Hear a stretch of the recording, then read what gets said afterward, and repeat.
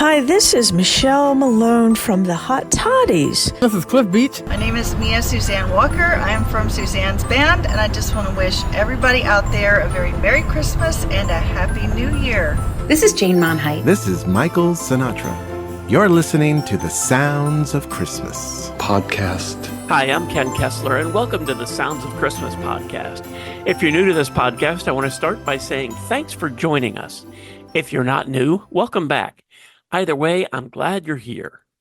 Now, to avoid any confusion, I want to start off by saying there won't be any music played here. This is a place for conversation. I'll talk about Christmas music and some related topics, sometimes by myself and sometimes with guests. If you're looking for music, just go to soundsofchristmas.com and click on the tree or the player on the front page or on the Listen Now page. We play the best variety of Christmas music all year long. Well, except in October, when we play the best variety of Halloween music. I'm just one episode away from the 200th episode of the Sounds of Christmas podcast, and I wanted to take a moment, actually a bit more than a moment, to thank you for listening and continuing to listen. In the previous episode, I talked about many of the topics and guests I've had on since launching this podcast a few years ago. In this episode, I'd like to focus on the artists. If you listen to the Sounds of Christmas station, you've heard music from a lot of these folks, if not all of them. It's hard to believe, at least it's hard for me to believe, but since I started this podcast, I've had over 50 singers and musicians as guests, and several of them have come on more than once. Michael Sinatra and Suzanne from Suzanne's Band were the first artists I was lucky enough to have on this podcast. Michael was working on a new Christmas album. I like to switch it up. I don't want every song to sound the same. I want different moods. And I wish I could add a little more carols to that one. I had some, but they just weren't ready to go. So in the next one, I'm probably going to have a few more carols, maybe another jazz combo, another big band, etc.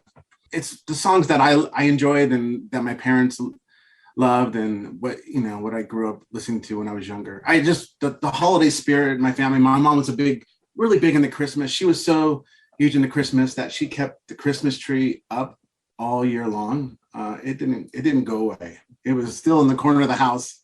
Even if it didn't have any instruments, it was still set up. And she was also into teddy bears too, but so there were like teddy bears everywhere and then some Christmas stuff. Yeah, so that was always fun. Look, there's no money in making music really, unless you're a big time artist with a big label. I enjoy what I do. I don't do this for making money because, you don't make a lot of money. But I love it and I'll continue to keep doing it. And as far as the album, I'm just happy that I was able to get it out there in time. I know we were coming neck and neck and I was like, oh, it's already end of October and the album's not out yet. But I'm so excited that we were able to, get to the finish line and get it out and release it. And now I'm just trying to get it heard by as many people as possible and share it with their family and friends. And I'm glad you liked it. Thank you. Michael has released 2 Christmas albums, 3 actually, but the last was supposed to have been an EP. It just had too many songs to technically be an EP. A single of Little Drummer Boy with a full choir, and most recently, a collection, kind of a best of set, culled from his Christmas releases.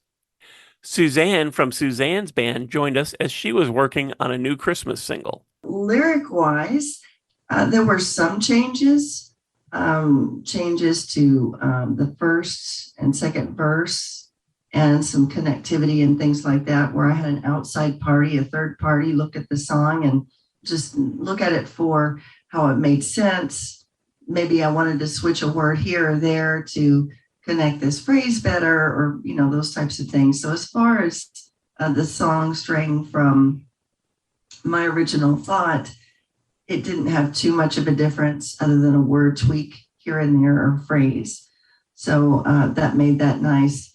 And as far as the production side of it and instrumentation, I think that was pretty much what I envisioned it.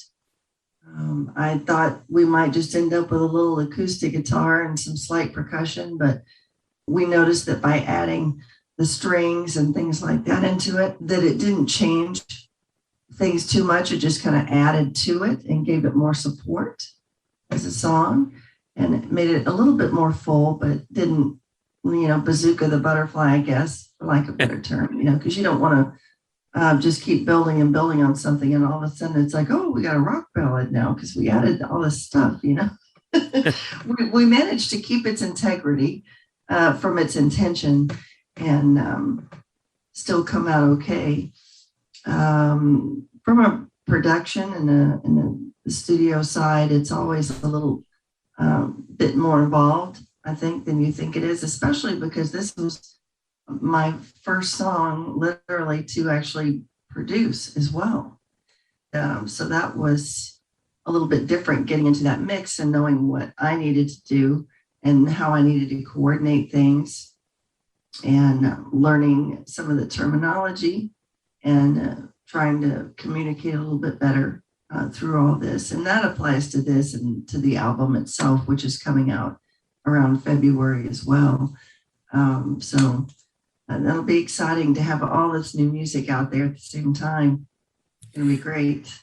This single was Underneath the Tree, the band's follow-up to their previous Christmas single, One More Night of Christmas.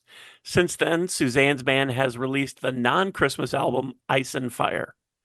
Both Michael and Suzanne let me sort of tag along through the process, appearing several times with updates on how their new music was shaping up. The next artist I had on was Paul Barrere from Little Feat, though that's kind of cheating. It was actually part of an interview Paul did with me on the Sounds of Christmas station back in 2014. He had joined me to talk about a couple of Christmas songs he had done to help the charities Sweet Relief Musicians Fund and Safety Harbor Kids. It's actually myself and Fred Tackett on that record. And Fred and I do an acoustic duet tours when Little Feat's not working. So his daughter, Petri, is the founder of Safety Harbor Kids, which is inner city kids, just with the mentoring programs, and they teach them music and art, and they just, it's just a wonderful thing, especially around Christmas time. For anyone that would like to find out a little bit more about them and how you can help, you can visit them at safetyharborkids.org. And you can also find the song that Paul and Fred did, along with an entire album made for Safety Harbor Kids, which also features Christmas songs from Jackson Browne, Billy Idol, and Sheila E., among others. You can find that at all your favorite online retailers. It's a great collection, and it's a terrific cause. And speaking of great causes, you've also been involved with Sweet Relief, the Sweet Relief Musicians Fund, which is an organization that helps out singers and bands and anyone in the music business who, well, let's face it, most do this for the love of music, and that doesn't come with medical or dental, and sometimes you need some help. Now, this personally touched you and the band Little Feat when your friend and bandmate, legendary drummer Richie Hayward, was diagnosed with liver cancer. Yes, he was, he was having to have lots of treatments and so forth, and he didn't have, health care. So the Sweet Relief people are, they're just wonderful. It's like we never knew about them, but they really help a lot of musicians, not just in Los Angeles, but all over the country. And so when we were thinking, well, what can we do for Richie, to try and raise some funds for his medical costs and so forth? Well, we thought, why not do a song? A gentleman named Steve Krismar in Philadelphia wrote this song, and he sent it out to me, and he said, do you think you can put a little band together and record this, and we'll put it out on iTunes, and whatever comes in, we'll give to his fund at the Sweet Relief. So, we said, no problem. And so Kenny Gradney, the bassist, and myself, we lined up Tony Barnagle, who played drums, and Mike Finnegan, who played keyboards, and Leo Nocentelli played guitar with me, and Teresa James and Deborah Dobson came in and sang backgrounds, and Deborah did some percussion. And then we had the Texicali Horns, Joe Sublett, and Daryl Leonard come in and play horns on it. And we decided to call ourselves the North Pole All-Stars. Actually, we wanted to call ourselves the North Pole Dancers, but somebody thought that would be wrong. So But it was a great thing to do, and so, you know, what we decided to do was to you know, since Christmas is such a lovely time of year, it comes around every year, you know, to keep the song out there and raise funds for Sweet Relief to help other musicians, and so that's what we're everybody's kind of signed off on the song, and we're hoping that people will go and download it and what have you, and just keep the ball rolling. Sadly, Paul passed away about 5 years ago. I feel very fortunate that I was able to chat with him and enormously grateful that he made the time for me. Out of all the artists I have gotten to talk to on this podcast, there are two that have each been on 3 times, Cliff Beach and Rhea Stevens.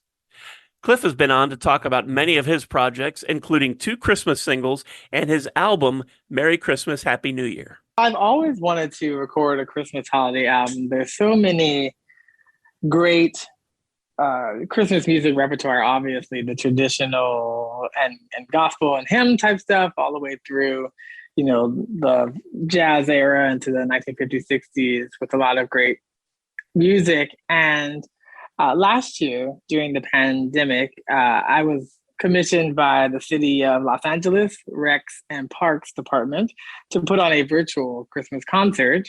We recorded it in October. It was released into December of 2020.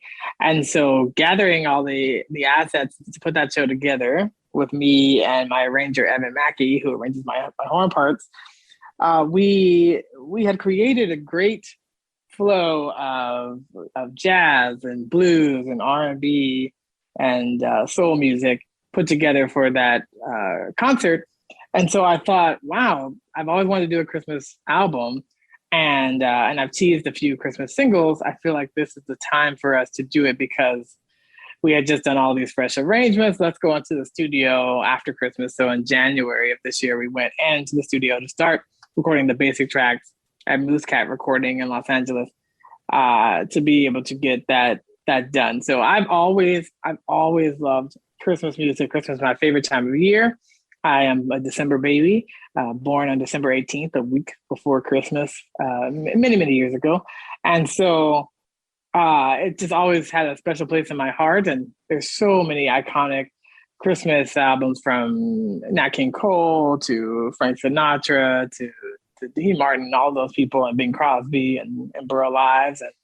And I love all of that. But then I also love, you know, some of the soulful stuff done by Motown and James Brown and Clarence Carter and Rufus Thomas and a bunch of other people. So I wanted to be able to showcase a good mix of all of those, some songs that are really well known, some songs that are kind of B-sides, lesser known, but still by great artists.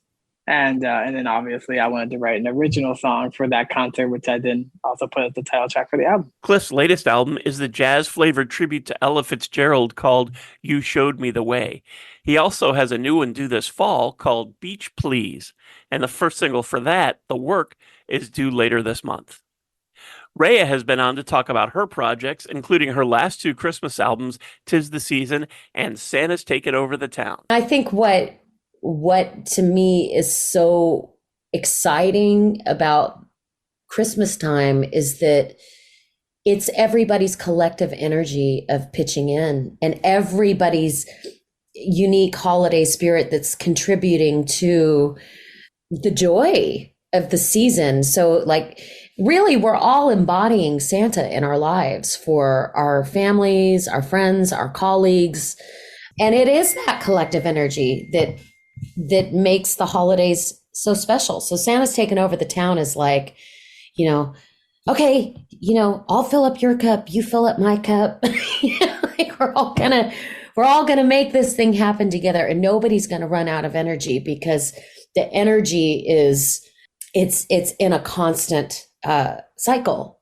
We're all pitching in, we're all making this thing happen. But Santa's Taken Over the Town was written more literally, like, okay, you know, Mama needs a break, Papa needs a drink. Oh, for heaven's sake, everybody's on the brink.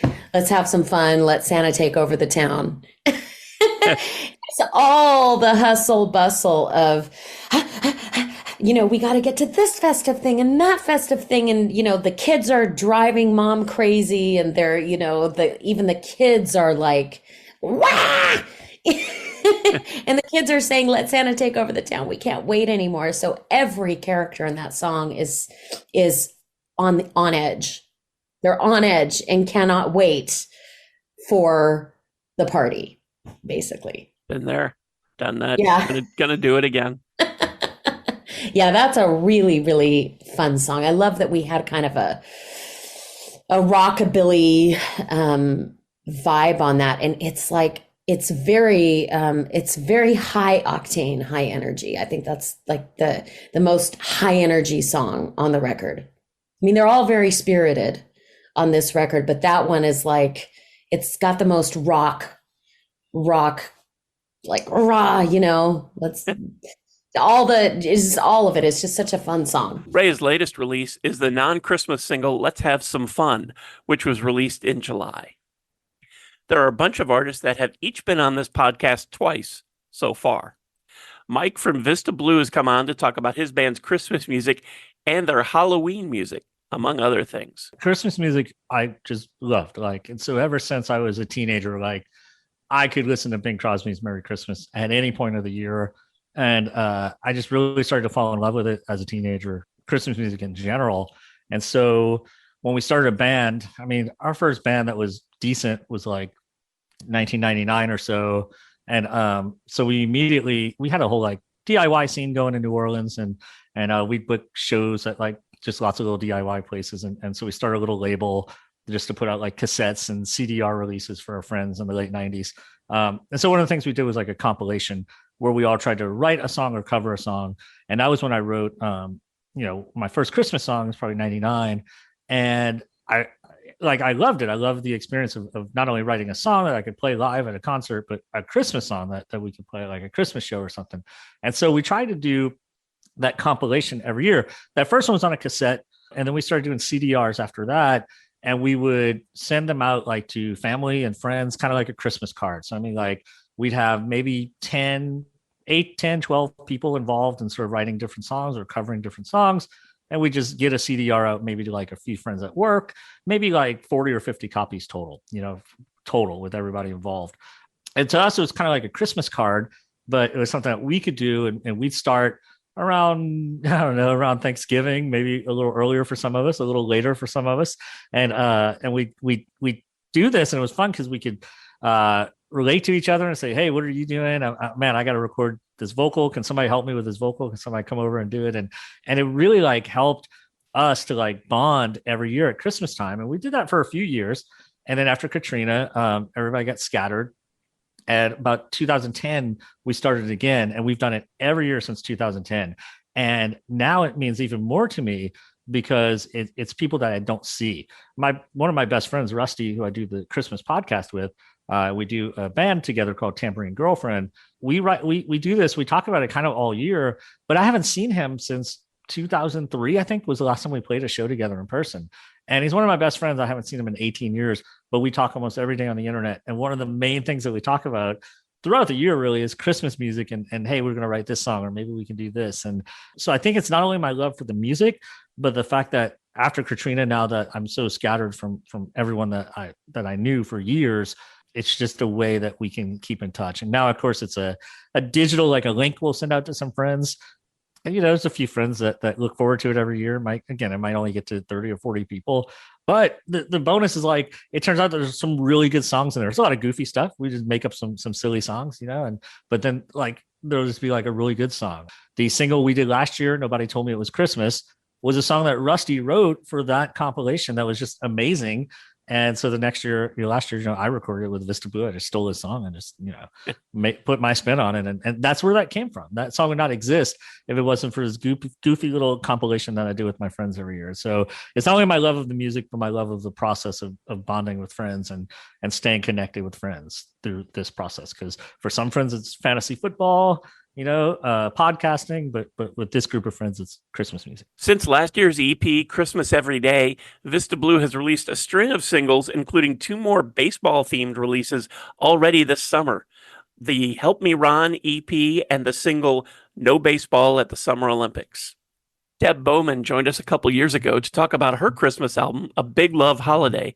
And then she came back last year with a new single, a cover of Have Yourself a Merry Little Christmas. You know, this arrangement, arranged by Dean Franson, the incredible Dean Franson, who was the producer and arranger of my very first record in 2011, Addicted to Love Songs. We had kind of reconnected in a way where he arranged and music directed my recent project, which will come out next year. But in the process of that, I was like, I would love to lay down a Christmas single in these recording sessions, which happened this past summer. And we had been performing off and on for many moons, a salsa version of Have Yourself a Merry Little Christmas. It was always called, in our mind, it was always called Have Yourself a Salsa Merry Christmas. And it came to life in the studio, and that's really it. It was kind of like we went into the project with the mindset of capturing enough to maybe produce a new record, my fourth album coming out. And I did some other things, which is a message for another day. But we captured this Christmas tune, and I'm really proud of it. And the Jedi, Jeff Jones, who is the producer of this future record, who mixed and mastered and he mixed and engineered this recording. I just really am proud of it. Liz Kennedy joined me to talk about her Christmas singles. First, Snowman Moon, A Christmas Crime, and Snow in San Francisco. It came from being 25 in San Francisco. After college, I moved to San Francisco. And in 1975, there was a snowstorm, and it was terribly exciting because the whole world felt different. I was inside when it started, and a huge storm came, but it didn't feel like there was rain on the roof. It all felt different, the whole pressure of everything. And I looked outside, and it was snowing in a city that never sees snow.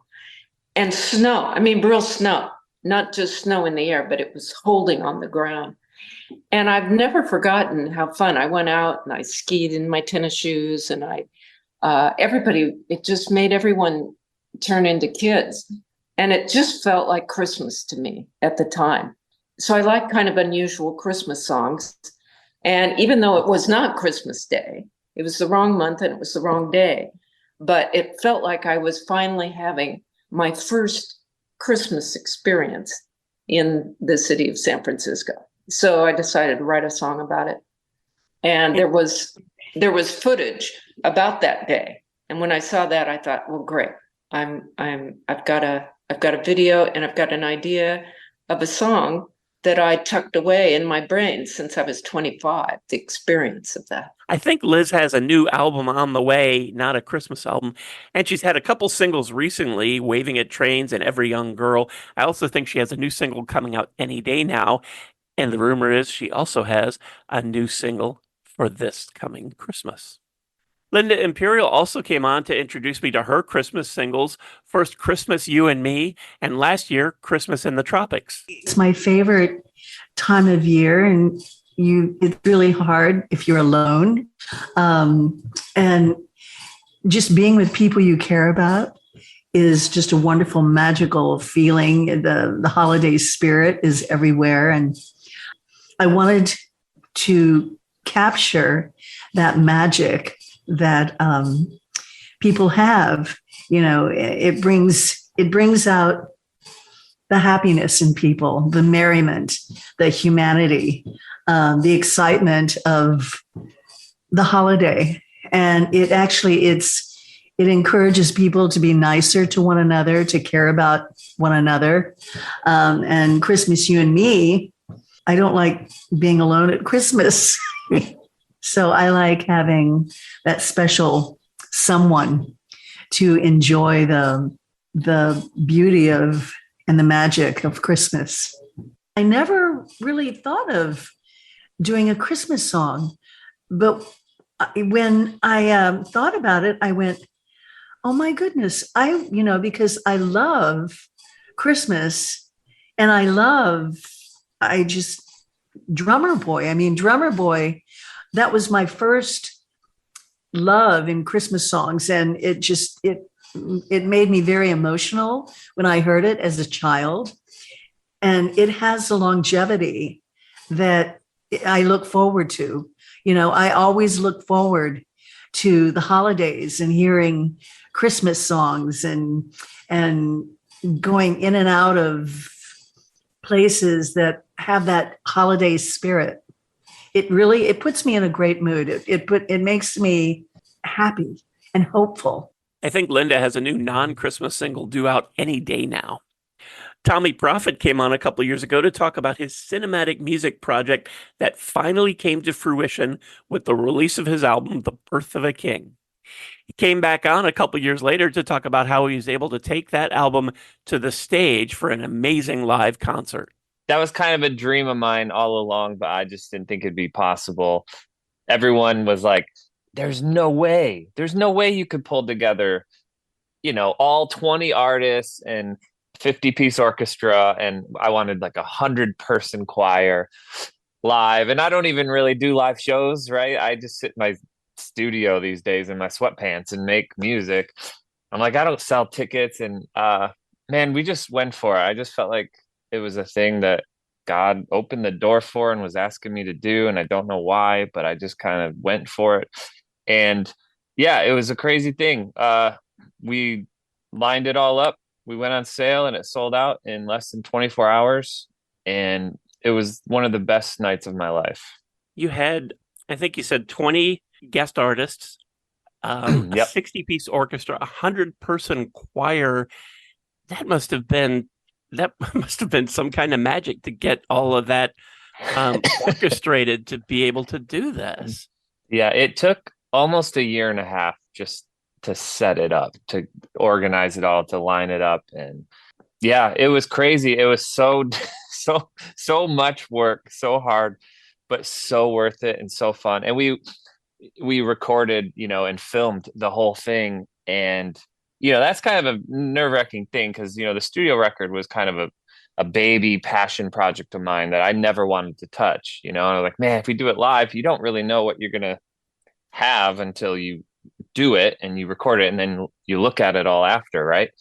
But man, the team, the crew that filmed it and recorded it, they just did such a good job, and it just turned out so well. It's my favorite project I've ever been a part of. Tommy's bringing The Birth of the King back to the Opry this December, though I think it's almost sold out, so you want to check his website and get your tickets before they're gone. I think it was about 10 months into this podcast when the Sounds of Christmas went international with our first guest from Australia, Paul Kelly. I've always liked Christmas, and it's been a big thing in my family since we were children. You know, I come from a big family, big Catholic family, so we always celebrated Christmas. And over the years, as we've grown up and scattered and lived in different places, Christmas was always a way of us getting back together. And there's a lot of Christmas music I like. I think one of the things about Christmas music is that it's so diverse. You have a lot of sacred music, carols, you have serious carols and funny carols. There's all kind of songs about Christmas. Christmas is a blend of many different traditions. So it's thrown up a lot of music over the years. In some ways, it's thrown up so much music that we often can't, you know, miss the gems out of all the dross. I mean, but there's a lot of great Christmas music out there. And I started thinking about doing an album a few years back, and just started recording a song here and a song there. And then early this year, we went to the studio and, you know, did most of the songs then. And the idea of the record was to do it with a number of different guests. Again, because of the variety of the music that we were doing, it needed a variety of voices. And this is quite a huge, I don't want to even call it an album, a collection. You've got 22 songs on this. How did you whittle it down or pick and choose what you were going to record? I originally thought I'll do a single album, but then once I realized we had this, of all the songs I was looking at and that I thought that'd be good to record, I realized it had such so many of the songs were quite different to each other. I thought it would only make sense on a bigger canvas. So we have got a gospel song like Virgin Mary Had One Son. We have some ancient carols. Coventry Carol, which is from the 16th century. We have straight up pop songs like Christmas Baby, Please Come Home. We've got some folk songs like The Friendly Beasts, and all these come out of the different traditions of Christmas. So I quickly realised that to make things hang together, I needed to stretch it out into a double album, and that's how it ended up with 22 songs.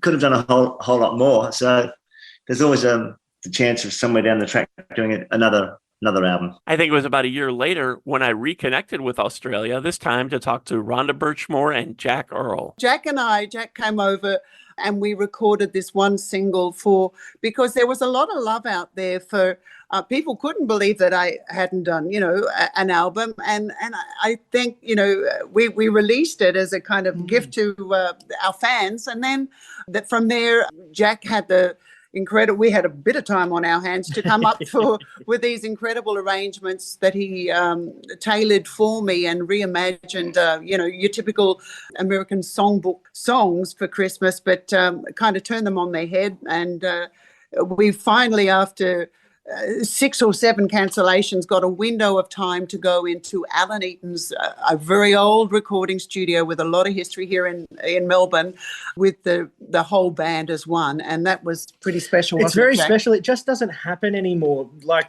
to find a room of that size, Alan Eaton's the credits are miles long, but one of their main sort of gigs these days is the recording studio. Really is a dying art form, I'm afraid. But lots of film scores get made at Alan Eaton Studios because they can fit the full orchestra in. So there's not many recording studios in Melbourne left that can fit the full 18-piece, 20 people in the one space. And I was pretty adamant that we record all together to get that energy and to get that. So we're all breathing the same air and all in the same mindset, in the same energy of the space. And Alan Eaton's has that sort of funky, it's got a bit of a funky smell, and the carpets are a bit stained, and there's rats running around, and it's damp because it's just, and with no one being in there. But it was so exciting, and as Jack said, that was his wish. I mean, so many people through COVID did their projects remotely from their home studios and bits and pieces, but to have the whole unit, and if I can say, Ken, there were tears amongst these grown men when they actually played live together as a group, because this was the first time on this album that they played together in 2 years, and I think when you listen to the tracks, you can hear the joy of and the absolute aliveness, if that's a word, it's probably not, of the and energy of Jack and the band and myself. I don't think Rhonda's released any new music since then, Christmas or not, but she has appeared in several stage productions. Most recently, she starred in the autobiographical music Tall Tales. Paul has had a string of compilation albums out encompassing different kinds of songs from his amazing career, in addition to several singles. The latest single is Taught by Experts, which is from his upcoming album, Fever Longing Still. Paul also has at least one film in the works. The one I know about is based on his Christmas song, How to Make Gravy, and it's due this coming holiday season. And while we're talking about connecting internationally, Christine Amory and David Lons connected from Cyprus to talk about their latest Christmas singles. I was always a romantic, and for me, I grew up in Norway, and I didn't really particularly like the snow other than Christmas. And for me, Christmas was very romantic to be, go to church and it would be snowing, big white petals. And I was just beautiful, crisp and white. And just lots of love and light. And I always loved Christmas music. It's something joyful and positive about it. So when David suggested, let's make some music, we just decided that Christmas was the right way to go. Yeah. And I kept telling Christine, I said, well, if you're going to continue to be an artist, people at some point almost expect every artist to put out their Christmas album. I mean, look at Neil Diamond. God bless him. He's Jewish, and he's doing Christmas music. So that was part of the motivation. It was just that we wanted to make a statement that would, be fresh and come out every year. It's a nice blend of classic carols and a lot of music that we wrote ourselves that we were hoping to expand the genre a bit. And we keep doing it. We just released last year Silent Night, a new version of ours of that. And this year, Mary, did you know our version? Yes. Yeah. Since then, David released the album Valentine Hill earlier this year, and both David and Christine released the single Beautiful One, which I believe is from an upcoming album, and that single came out just a couple months ago. While Kevin McGrath isn't a singer or musician, he is responsible for a couple of amazing Christmas compilations, which he put together for a UK charity. Crisis UK is a prominent homeless charity in the UK, and it has a specific program each year which it raises money for called Crisis at Christmas, where the aim is to provide a Christmas meal, a bed, medical health checkups, and ongoing guidance and advice for anybody that comes through the door there. It seems like an obvious choice for an organization to support, especially at this time of year. Was there anything more to it that led you to connect with them? Yeah, I mean, I've always, on an individual basis, as a family, we've always donated to Crisis at Christmas. I've been very lucky in that I grew up in a happy home, and I've had a happy family life myself with my wife and our children. So we've loved Christmas and we've loved Christmas music, but I'm very familiar with, the fact that doesn't chime with a lot of people. A lot of people's, sadly, experience of Christmas is it can be a harsh one, can be a less fortunate one. So thinking about those kinds of people at Christmas seems a good thing to do, and Crisis, I think, it touches my heart because of that. Yeah. While he insisted he would never go through all that to put out another Christmas compilation, he wound up doing it again the following year and coming back on this podcast to talk about it. Bryn Stanley came on to talk about her earlier Christmas single, Selfie with Santa, and her album, Classic Christmas. It's so funny. It was always on my radar.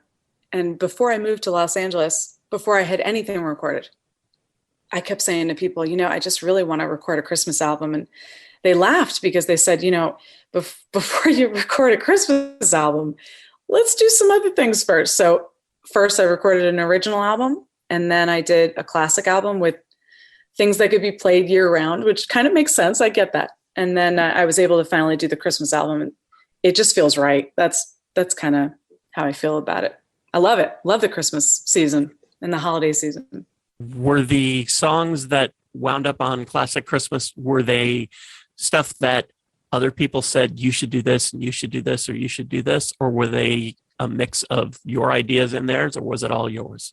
You know what? I can actually take credit for that because I was sitting by my fireplace and I remember my producer saying to me, you need to come up with some holiday songs that you love that really speak to you. And I mean, with that direction, that helped me. And I just would spend hours in front of a fire listening to different artists and what spoke to my heart. And that was kind of easy because Bing Crosby and Nat King Cole have always been that for me. And I started with them, but then I kind of explored into other artists. I never knew Elvis Presley sang any Christmas songs ever. And I discovered that Santa Bring Me a Baby Back to Me song. And I just was like, this is a gem. This is amazing. And I told my executive producer about it, and he said, you're not going to believe this, but that is my favorite Christmas song of all time. I was like, well, then that's definitely going on the album. That's meant to be. That's too cool. I don't think Bryn has released any new music since the Christmas album, but she does have a children's book called Glow that I believe is due later this summer. Sarah Reeves had a string of Christmas singles before she did an entire Christmas album, but she came on here to talk to me about More the Merrier. So I've actually been working on this Christmas album since April of this year, which, is a little hard to get in the Christmas spirit when it's hot outside. So a lot of these songs, it's 100-degree weather in the summer, and I'm going in knowing that I'm about to write a Christmas song. And so we would kind of go into rooms, and usually there's some kind of monitor, TV screen, and we would put on the fireplace that just kind of stays on the screen. I think it's on Netflix. Or we would bring in, Christmas lights or some kind of Christmas decoration to make it feel like Christmas, to make it feel cozy so that we could go in and really be inspired to write and record these Christmas songs. So that helped a little bit.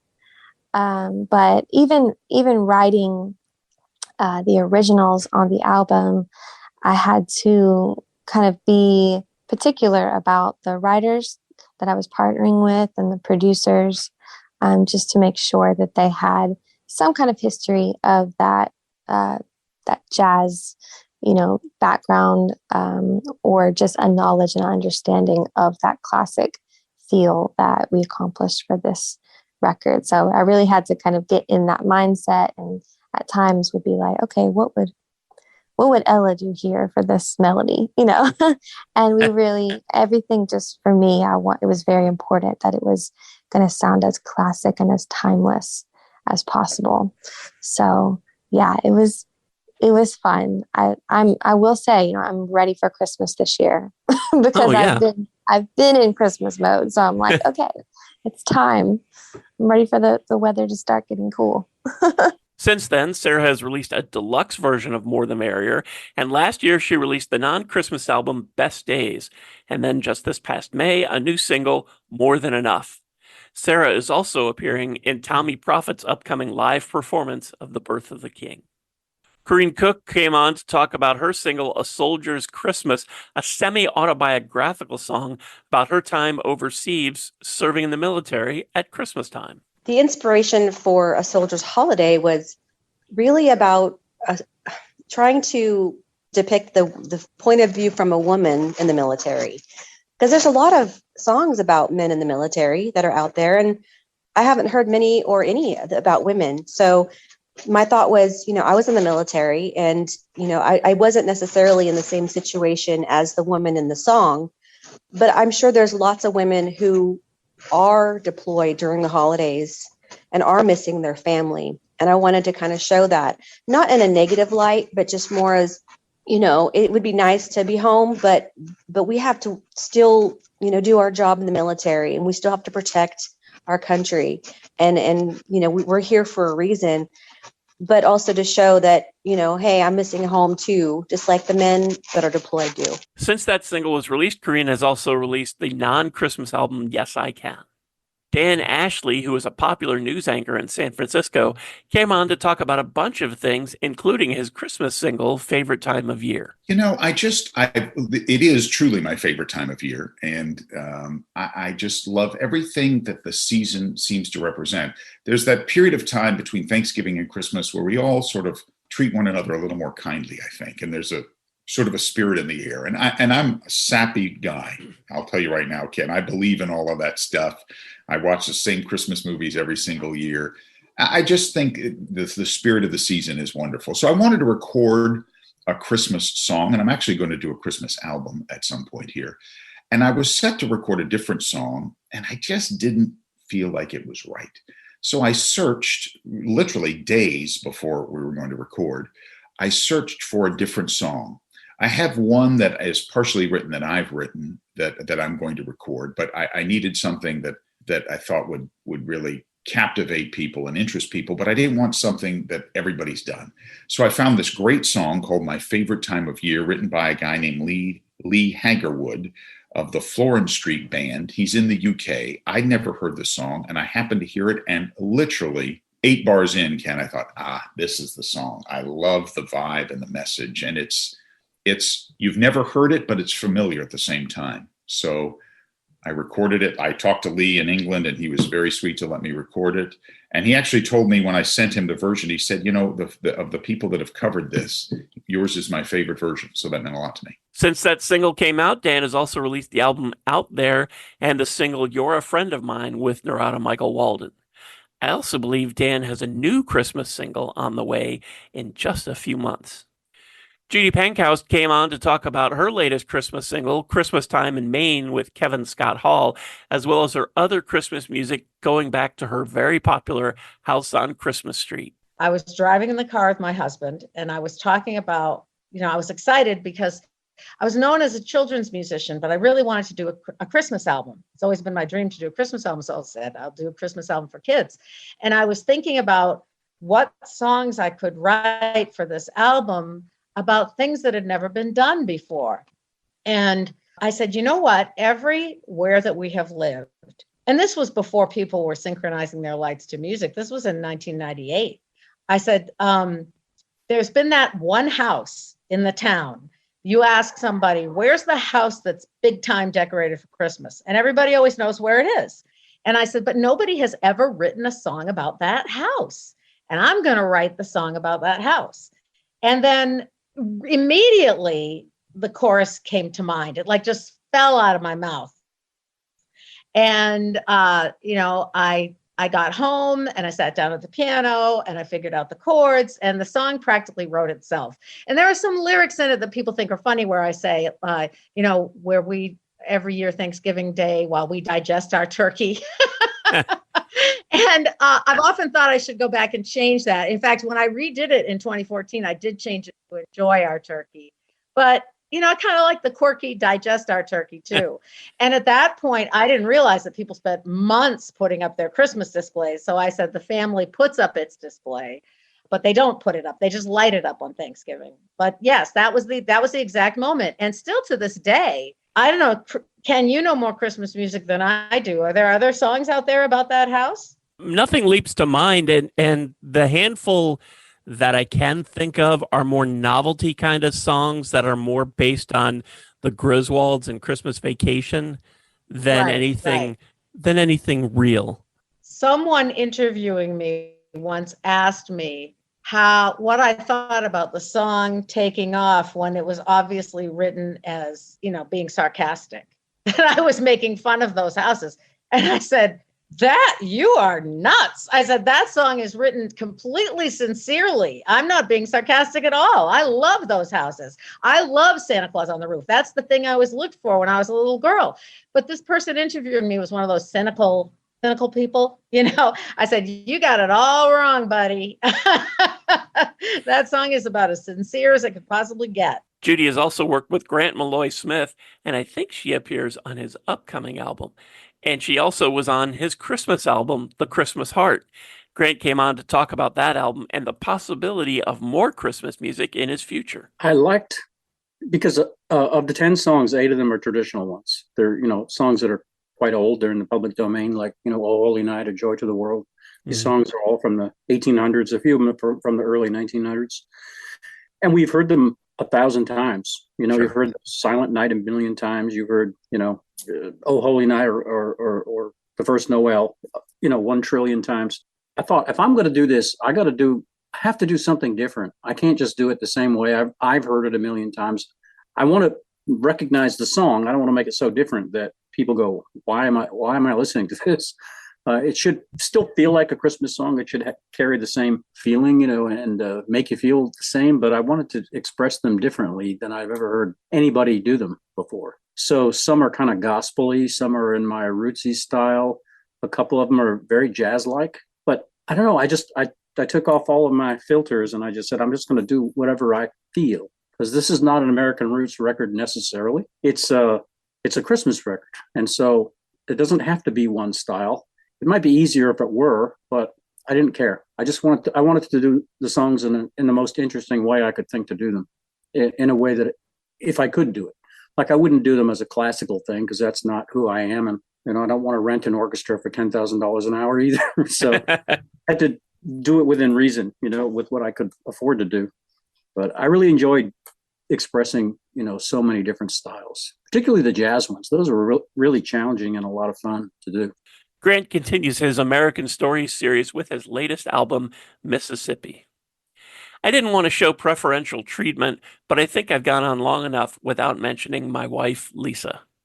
Lisa released her Christmas album back in 2009, but she's also written over 40 novels. So she came on to talk about Christmas music and her Christmas themed book that had just come out. Oh, the CD was very fun because my favorite accompanist was all over it, making his own arrangements of the songs. Steve Sivkovich is a gifted accompanist, and he made it so much fun. All of the arrangements were basically his. He's one of those people who can embellish anything. And our production guy, who was the engineer who was making magic, found kids to help sing backup on Christmas Vacation. And anyway, it was very fun, very holiday-ish. Got you in the mood for the holiday times. It was good. I honestly can't remember if the Magic of Christmas, the whole album, the idea that was my idea that I tried to push on you to make you do, or if this is something that you wanted to do. Do you remember? Well, I had started the Broadway show tune CD, I think before we got married, before you were even on the West Coast. And I thought that I was done. And Ken has an online Christmas radio station, and he's really into Christmas music. And I have always been a church musician my entire adult life. And so I have a huge repertoire of Christmas music. And I think that you probably said we should record it, but I put together the song list, I think, with Steve, and we picked our favorites. Christmas Vacation was totally Ken's idea because I love that movie, and he tracked down trying to get the rights so that we could record it. So that was all Ken, but I think the rest of it was mine. I think so. Were there any particular artists or Christmas songs that sort of inspired you along the way to record the songs that you did? No, they were pretty much inspired by my favorites, also Steve's favorites. Perfect Christmas Night was fun because that's from The Grinch, which I love. And I'm trying to think the other songs. The other songs were pretty much classics. I did Rudolph the Red-Nosed Reindeer because that's my daughter's favorite Christmas song. And Steve and I had so much fun on the second verse. We kind of took off and did our own thing, and that was very fun. So she approved. But the rest of them, I think, were just classics that I love and that I loved singing with Steve because he really made them come alive. So it was fun. Lisa hasn't recorded any new music, but she has released a lot of books. And if you like paranormal romance, you should check them out. Just search for her on Amazon. Rosalie Drysdale came on following the release of her Christmas album, Let Your Heart Be Light. What I tried to do is take some traditional songs, some not traditional songs, and all of them are covers. And I didn't do any original on this album. There's 11 tunes on it.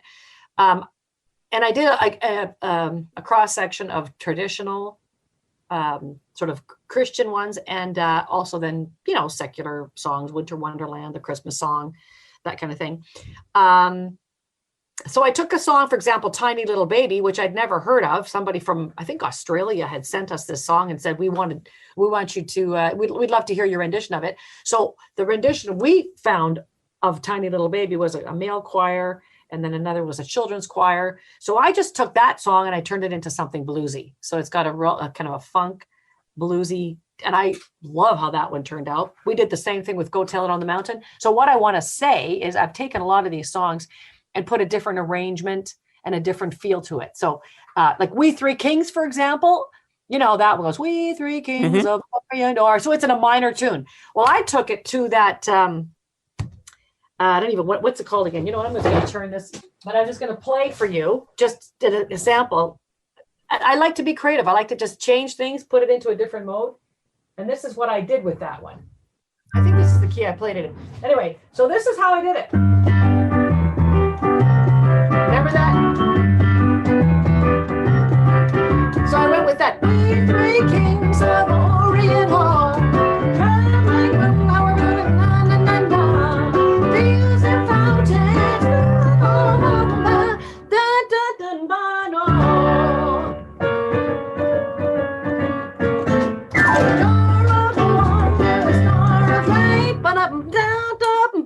So I changed it. It's a recognizable song. but I changed it into that because why not do something different with it? Since then, Rosalie has released a string of singles, including a version of Mary Did You Know and Where Are You Christmas, though I think that one is only available through her website. I think her latest is the non-Christmas single, The Road Ahead. Believe it or not, it was only recently that Carla Bonoff got around to recording a Christmas album. She came on to talk about Silent Night. Well, I think because all of our concerts were postponed because of COVID, and I was suddenly looking at, a 9-month to a year landscape of not traveling, it seemed like, after we kind of got past the making bread and cleaning up your closets part, it was like, well, there must be something else that we can be doing with our time. So I thought it would be fun to just record 1 or 2 Christmas songs. Really, that's all we were going to do, is just 1 or 2 and put them out for fun or see if they could get licensed somewhere. And I started recording with my friend Sean McHugh, who lives also where I live. And we kind of created a COVID bubble where we could work just with each other and maybe 1 or 2 other people. And we just started doing them, and they were so much fun that we just kept going, and it became a CD, really unbeknownst to me. It wasn't my plan, but, I didn't have enough songs really for a new album, but it just seemed like something to kind of keep the time going. And it ended up being very creative and super fun. The album's called Silent Night, and most of the songs that are on there are non-secular. There's the title song, Away in a Manger, Oh Holy Night, Angels We Have Heard on High. And then kind of right in the middle is your cover of Joni Mitchell's River, which really fits nicely in with these other more traditional songs. How did you happen to pick that one to cover? Well, that's always been one of my favorite songs, just, in general, and also one of my favorite Christmas songs. I think a lot of people relate to that loneliness on Christmas as well. She wrote that at the time about having just broken up with someone, and so she was sad, and it just seemed like a great song to include, because a lot of the other ones are, they're very Christmassy, but it was an opportunity for me to record one of her songs, which I really have never done. Carla has given Silent Night the deluxe treatment, featuring a duet with Michael McDonald and a cover of the Christmas song. Pete Hopkins came on to talk about his Christmas single, Love Come Around, and its connection to the Beatles. Come Around was originally, it was just called Come Around, and it was a completely different song. It was slower. It had the same melody mostly, but it had a totally different lyrical story, and it was kind of like a tearjerker love ballad kind of thing, one of those sorts of songs. I had been having that. I've had that song around for some years, longer than any of the things that we've been talking about. And another time, I got chosen to do a very special concert called Rock with the Legends, where I opened up for all these like really, really, really, really famous people and their bands. I was the opening act, and I made a good impression, because at like, I don't know, 3 a.m. or 4 a.m. or something, I got invited to come to the hotel where, unbeknownst to me, they were all there just waiting to cheer for me. Seriously, for me. Point is, I made a lot of really famous friends that night. And a few years later, I actually had the privilege of recording with some of them. And most notably, Mr. Alan White, who plays in Yes as the drummer, and who also played with John Lennon and George Harrison. He came in and he wanted to work with me on this Come Around song. So we got there and we're jamming on the song, because when you get in the studio with musicians, that's kind of what you do. And for whatever reason, and I don't know exactly why, maybe I was real happy to be there, or they were, or something, the tempo just went right up on it. And it ended up becoming, instead of this like slow ballad, it turned into this kind of upbeat reggae vibe kind of thing. And that is how we recorded Come Around. Then some years go by and I'm looking at it, and I start to realize, I don't think that the lyrics match the sound of this music anymore. And what I was feeling at this time was it has been 2 years since I've seen my family and my friends. And I do know that this year I am going home for Christmas, and that made me very, very happy. And I started to kind of like think about that. And at first that was like all it was going to be. And so one minute I'm thinking about the elation of, yes, I get to go home and see my family. And that's wonderful. And then I'm thinking about how freaking blessed I am to have these legends have recorded with me on this. That just made me feel a ripping sensation of both elation and total despair. And that is Love Come Around, man. That's how I wrote that song. Like a lot of his singles that followed, Pete's Love Come Around is only available on his Bandcamp page. Noreen Braun came on to talk about her album, December Falls, a mix of covers and original songs. I was really fortunate to receive a grant from Showcase BC. It's in our province for artists to do some writing. And so I just thought, I love Christmas. My mother, who loved Christmas. Unfortunately, my mom passed away this year, but she always wanted me to do a proper album. So I was so grateful that I could do that while mom was still here. So it was just trying to think about positivity. I think because we were going through such a hard time, everybody on the planet, I just wanted to think about a time when, Christmas is usually a time of sharing and joy. And that was sort of how I wanted to focus writing. And then in the summer, I wanted to record and have some of the musicians who I knew weren't working come in and do something positive during the summer to release last winter. And one of the things that I really loved about December Falls is the variety of music, and the original songs that are on there are all kind of like the themes of them are things that that aren't done a lot in Christmas songs. Right. And I thought this is terrific because it's really something fresh and new.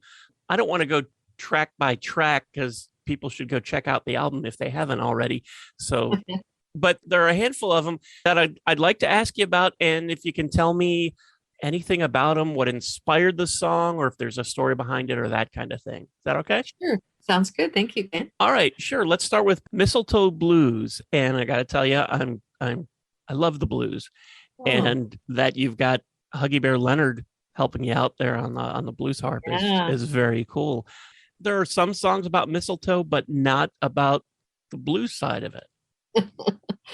Yeah. And that's, I'm sure I'm not the only one who didn't have someone to kiss under mistletoe some parts of my life. So I think most people can relate to that, wanting that someone and they're not there. And then certainly in that song, I sort of took the lack of connection with the partner that I was meeting under the mistletoe.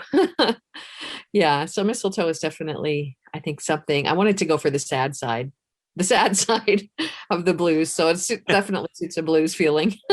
Noreen released an acoustic Christmas EP after this, taking 4 tracks from the album and offering up stripped down versions. And a few months ago, she released the non-Christmas album Journey Toward Wilderness.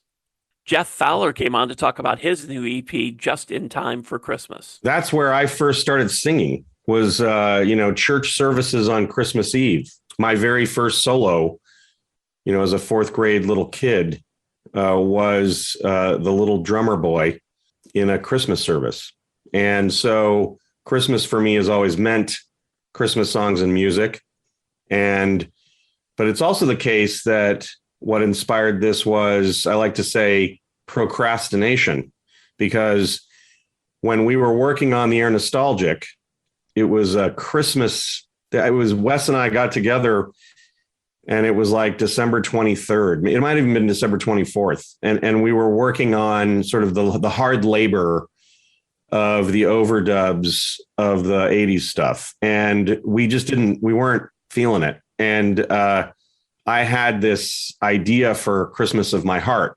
And so instead of doing what we were supposed to do, we instead wrote Christmas of My Heart and got started on the production of that, which, then sort of spawned the idea of a Christmas album. And we were kind of heading towards finishing the Christmas album when the pandemic hit.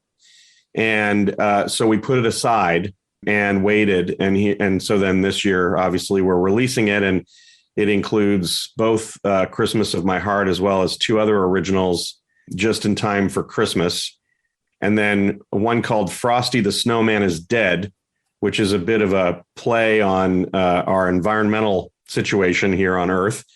And we have a video we're gearing up to release for Frosty the Snowman is Dead, which is pretty fun. We had a stuntman dress in a Frosty costume and run around Hollywood and get all sorts of footage of Frosty on the run. Since then, Jeff has released a bunch of singles, including a few Christmas-themed ones. North Pole Prison Blues, Merry Christmas, I Don't Want to Fight Tonight, It's the Most Wonderful Time of the Year, and Santa Claus is Coming to Town. David Browning joined me to talk about his original album, Christmas Presents. Merry Christmas, yeah, that was the goal, was for it to be sort of heartwarming, sing-along. And my producer, when he got hold of my demo, he sort of took it in a kind of what I might say is a sort of Toy Story direction. And yeah, I'm very happy with it. It's a fun track, and it does. It was a song I wrote very quickly, actually, while I was conceiving the album. It sort of just came through me within 5 minutes, and then the lyrics afterwards took some time. But it was, the inspiration for it was just there, and it just felt like it was the right thing to do as the lead single. I know the first time that I heard it, I don't know, 4, 5, 6 weeks ago, the opening line, as you talk about how long it has been since January, and it absolutely resonates, because it does seem like this has just been one of those years that seemed like it has lasted a decade. Yeah, it certainly has. It's been such a strange time for everybody. So I was hoping to speak to that and just bring some cheer and hopefully move forward and see some light at the end of the tunnel, with COVID and everything else that's happening. Since then, David's released a bunch of singles, including last year's Haunted House Party, which you'll hear again this October when the sounds of Christmas becomes the sounds of Halloween. Speaking of the sounds of Halloween, I've gotten to talk to a couple artists that have put out mostly, if not all, Halloween music. Fawn came on to talk about her Christmas and Halloween music. You know, like everybody, we all love Thriller and Monster Mash and Purple People Eater and Ghostbusters and Somebody's Watching You, you know, all those great songs. And I've always loved Halloween, and I've always loved Christmas. Those are my two favorite holidays. So I thought, you know, there just aren't enough Halloween songs out there to choose from. And I wanted more songs like Monster Mash in that vein. And so I just decided to write them. And that's how it happened. And then you followed it up a year later, or maybe 2 years later, with another EP that was called Ghoulish Ghosts. Was this leftover material from the first one, or just something more that you wanted to do? It was not leftover. It was definitely something to do. I had only done an EP of 5 songs, and I thought, well, you know, there's more in me. So let's do another EP of 5 songs. And so that's what I did. And Ghoulish Ghosts was a really quick, literally took me 20 minutes to write with the words and music. And it's one of my favorite songs, actually.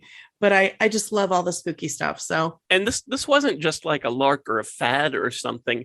Ghoulish Ghosts won the Great American Song Contest. That was super neat. That was one of the highlights of my life. I was just so excited to have that recognition. And when I won the following year a finalist position for Monster House, that was also super cool. I just really appreciated the recognition of those spooky songs. Since then, Fawn has released a ton of new music, including last year's single, Jingle Bell Blue. And delving into more Halloween music, the band The Stevens joined me to talk about their music. And by the way, all of their songs are inspired by the works of Stephen King. I actually started getting into Stephen King because of John back when we were in college. He was reading It and The Dark Tower. And I remember him showing me The Gunslinger, and it just, the verbiage in the book was unique. It was, terms like caw, and that's the one I can think of, but like, that's kind of a major like theme in the Dark Tower books. And so I got turned on to it, started reading those. and read through all of them. This huge series. It's like 7 or 8 books. I think it's 8 books now. And then a lot of his books touch on that series. But I was reading through it, I think the second time through. And as I was reading, just for kicks, I was writing songs based on scenes or characters in those books. And I thought that would be fun to have like an album for each book. And I was just coming up with it in my head. I didn't write any of it down. I didn't, record anything.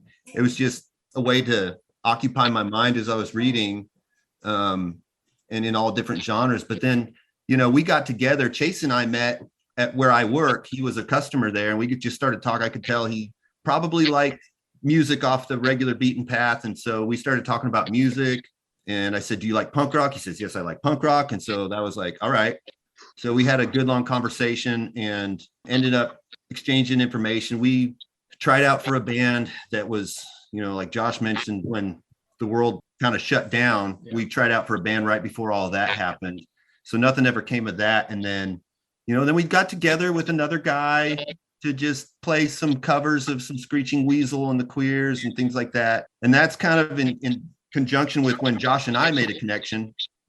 It's like, I was like, sweet, we got a drummer, and it was just an excuse to get together, drink beer and have fun, do something other than just, watching a movie or whatever. Eventually I was like, well, maybe we could do some original stuff. And I don't know exactly what happened, but I think it was that same kind of concept when I was reading through the Dark Tower book the first time. It'd just be like a shtick band, essentially, have our theme. It's something to grab people's attention because everybody knows Stephen King for the most part. They at least know Pennywise, Shawshank Redemption and Stand By Me and Green Mile. Those are movies, that a lot of people have seen or know, and they're not even scary movies, but they're still in the canon of Stephen King. And so people know him. And I've seen the success of certain bands like the Jasons, for instance. They all dress like Jason Voorhees. They wear the mask and, they sing about Camp Crystal Lake. And so it was kind of in that vein of what we were shooting for. And yeah, we wrote I Want to Take Carrie Back to the Prom. I think that was the first song we wrote, guys. I think so, And then it just went from there. We just started cranking some out and eventually got to booking some shows, and we're just having fun with it. So yeah. And when Seth and I first met that day, we were talking about an idea he had for a themed punk rock band called The Dads, where it was all about, being a father and the crazy stuff and silly things that happen, and just kind of thinking of some funny ways that we could connect with, other parents and everything. And then he just kind of texted me out of the blue. He's like, I kind of squashed The Dads. I want to do a Stephen King themed band, and started sending me song ideas and snippets and everything. And it just kind of took on a life of its own and grew from that little seed. Covering Halloween music as well as Thanksgiving and Christmas, Adila joined me to talk about the project she's involved in featuring holiday music for kids. Dennis McKinley, who's the owner of the brand, he had come to me and he said he had this, has this brand, All Star Kid, and do I want to be involved? And it was a no-brainer. The branding was amazing. The kids are adorable. He was already on this great path, and musically I was like, I'm in. What do we need to do? And then he had this crazy idea of this mashup holiday scenario. So we spent the summer just collaborating with different producers, writers, artists, a team of people, and just started making these records. And it turned out to be so fun. We weren't trying to reinvent the wheel necessarily, but we wanted to put our own spin on these songs and just kind of keep those fun holiday elements in while creating something of our own that, our brand could say, well, these are our songs. Now, I had mentioned that, how people like to put artists in boxes and in specific categories, and you've shown that you like and are comfortable in lots of different genres, but holiday music geared to kids seems like a completely different kind of thing. How big a challenge was this? How different from what you usually write? It was just so fun for me that it wasn't a big challenge as far as recording and writing. It's just going into that, when you write music for adults, let's say, or commercial music, you're thinking so deeply about does this make sense? Does this sound cool? How is this going to be perceived? But with the kids' music, Dennis was kind of the guy that picked out all the great beats. Like he picked out the music and was like, here you go. And so that's half the battle, is getting this great production for kids. And then once hearing the songs, it just came naturally. Like you could hear the little, on Spooky, it was like you heard the Halloween fun in that. So it's like, let's talk about everything Halloween on here. It could be kooky, wild, crazy, and we're just going to have fun. There's no rules. Returning to Christmas music, TJ Winterbrook from the band Winterbrook joined me talking about their Christmas singles and being an artist that only releases Christmas music. Christmas music has always been something very special for me. I've always liked it. I've always liked putting it on in December. Everything from the crooners to the modern cheesy, if I may say that, the more mainstream, shall we say, songs that have been released, as well as alternative and indie Christmas tunes that come out. I think as a genre, Christmas music it's something you can really do anything in. Anything goes, really. And I think that's something that attracts me. When I was perhaps writing songs in the past, I always felt a little bit constricted perhaps by the genre that I was writing in. So if I'm writing a rock song or an indie alternative songwriter tune, I'd come up with a melody and I might think, well, that's a bit too poppy, or that's a bit too much of this or that. But with Christmas music, really, it doesn't matter. Anything goes. And I think, and I like that. Also, I like the fact that there's so much freedom with the subject matter in Christmas songs, and I think, even though a lot of people will deny it and say that they don't like Christmas and they don't like Christmas music, I think inside of all of us there's a kid who remembers Christmas as a child and wants to relive those moments as much as they can, and I enjoy putting that into my songs. So with my main single this year, My Boyfriend is a Snowman, the first release that we made, really it was just about bringing the sort of magical themes that we listen to in songs like Frosty the Snowman, Walking in the Air, things like that, but putting it within the context of more of an adult song, to enable us to all reconnect with that child inside us who loves Christmas. Since then, his band Winterbrook has released the EP Christmas is Coming to Town and the singles Christmassy and Christmas Feels Blue. Jane Monheit came on to talk about finally getting around to recording her second Christmas album, which was called The Merriest. Oh, I've wanted to make another one since I made the first one. I was just waiting until it was long enough. I knew I had to wait at least 10 years. And then I ended up waiting 7 more. It's been 17 years total, just because situations in the business and other projects I was working on and stuff like that. But I've been waiting to make this record because I am that crazy Christmas woman. Like, I am obsessed. I put my tree up every year on November 4th. Because this is the day after my birthday. So it's November 4th, the tree goes up. And I'm obsessed with Christmas. And I love these songs so much. They're beautiful tunes. They're part of the Great American Songbook. It's just we only get to really enjoy them for like a month or 2 out of the year.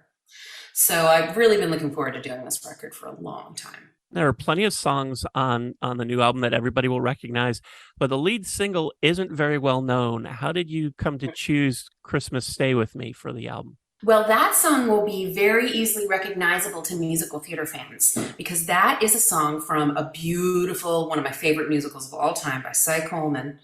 Came out in the 90s, I think when I was maybe in high school. It's called, maybe junior high, I don't know, I'm not sure. I'm not sure the exact year. It's called City of Angels, this fabulous musical, amazing songs.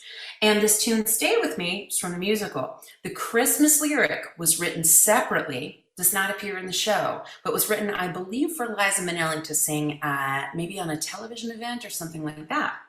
The lyricist, David Zippel, is a friend of mine. So he sent me the tune and was like, man, do you think you might like to record this? And I was like, yes, this tune is gorgeous. This would be beautiful. So then we threw on the strings, Joel Fromm on tenor saxophone, who is probably one of the definitely one of the greatest living tenor players. up there with Joshua Redman and Mark Turner and everybody, you know. Yeah, so it became this beautiful, lush track. You know, we decided to make it a bossa nova instead of just a straight ahead ballad. And it's gorgeous and romantic. I think Jane has a new album on the way, and she just released a new single, Whatever Lola Wants.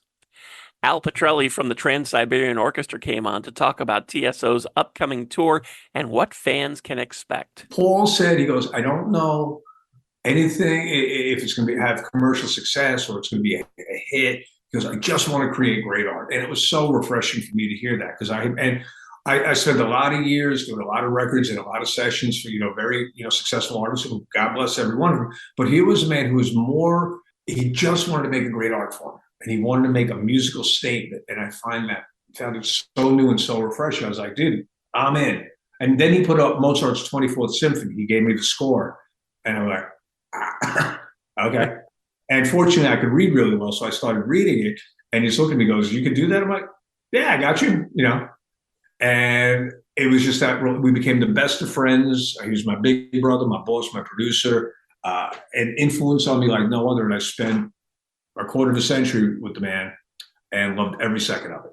It had to be tough to get everybody together to keep this going after he passed away. It's already been 5 years. I can't believe it. I know. Well, listen, he and his wife were there from the beginning of the beginning, even before my beginning. His daughter was born into it. The family was involved pretty much from the jump. And one of the things Paul always said to everybody, he goes, I just want this to live long past me, or long past all of us. I don't think any of us were prepared for that to become a reality. Certainly his wife, his daughter, his immediate family.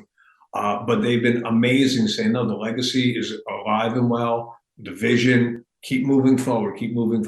So I'll miss him every second, every day. But I know that every time I play a note from one of his songs or a pyroblast goes off, he's somewhere on my left shoulder. We're okay. I have heard so many rumors about things that he was working on for future Trans-Siberian Orchestra projects, new Christmas music, a Mozart-related project, something about the Romanovs. Any truth to any of those? Anything that you can talk about? All of it's true, dude. He would never stop writing, he and his family would be brainstorming ideas, storylines, rock operas, and just, it was like overwhelming how much information would come back at you. He's like, I got an idea. And we get in the studio and here's a track for a Romanov record. He was like what became Beethoven's Last Night album, so much material hasn't been finished yet. And that's what we pretty much do the rest of the year. This tour takes a big chunk of time to get kind of up and running, and then obviously the tour itself. But not too long after we get off the road, it's back in the studio. Let's bring these to life. A lot of stuff is getting closer and closer to be finished. I'm going to leave that up to the O'Neill family and management to decide what happens with it. But I'm just thrilled to know that every time, we get back in the studio, there's a song with a rough vocal of his on there. And it's like he's back in the room with us, And I spent enough of my life sitting next to the man knowing, okay, well, I was well trained by him. I kind of think I know exactly what he'd be looking for here. I can't wait for the world to hear some of the music that they haven't heard yet, because it really is beautiful and special. Well, I think most people, when they think of the Trans-Siberian Orchestra, they think of all the wonderful Christmas music, but there's also 3 really amazing albums that have nothing to do with Christmas. You mentioned Beethoven's Last Night, and there's Night Castle and Letters from the Labyrinth. Any of that stuff that will be coming up on this tour? Yeah, I'm not going to give it away. Okay. But yes, we're doing songs this year that we've never performed live before. And again, with such a vast catalog of completed material, we have a lot to draw from. And then with some things that haven't been released yet, there's a couple of things that are kind of like floating around going, that'd be fun to play, That's one of our most listened to episodes. While no announcement has been made yet, as far as I know, I do believe the Trans-Siberian Orchestra will be on tour again later this year in celebration of the 20th anniversary of their album, The Lost Christmas Eve. Todd Elmore and Steve Everett from Rock by the Sea came on together to talk about their Christmas releases, including that year's release, their 12th Christmas music compilation. We get music from a variety of sources. At first, it was really just my circle of friends, or even the charities circle of friends, which is how Steve got involved. Steve's had Steve, how many? Two or three songs on the series? I forget. Yeah, I've done three of them, and I write mine each time just so we don't have to pay any licensing fees. That's helpful too. That is also helpful as well. So, it started, the first year or two was really me reaching out to friends or friends of the charity or through other board members. And, hey, do you know anyone who has a Christmas song? And some of it is just, like Steve just mentioned, some of it is custom. Like this year, we have a Run Katie Run is a group here out of Atlanta. And they wrote a song exclusively for our record. So it's exclusive to us. It was written for the charity. And as Steve mentioned, they donate it to us so that we don't have to go out of pocket to pay for licensing, which we do on other songs. There are lots of songs that we have to pay the licensing for, which is fine. Also, the Farleys, which is a husband and wife team out of Madison, Wisconsin.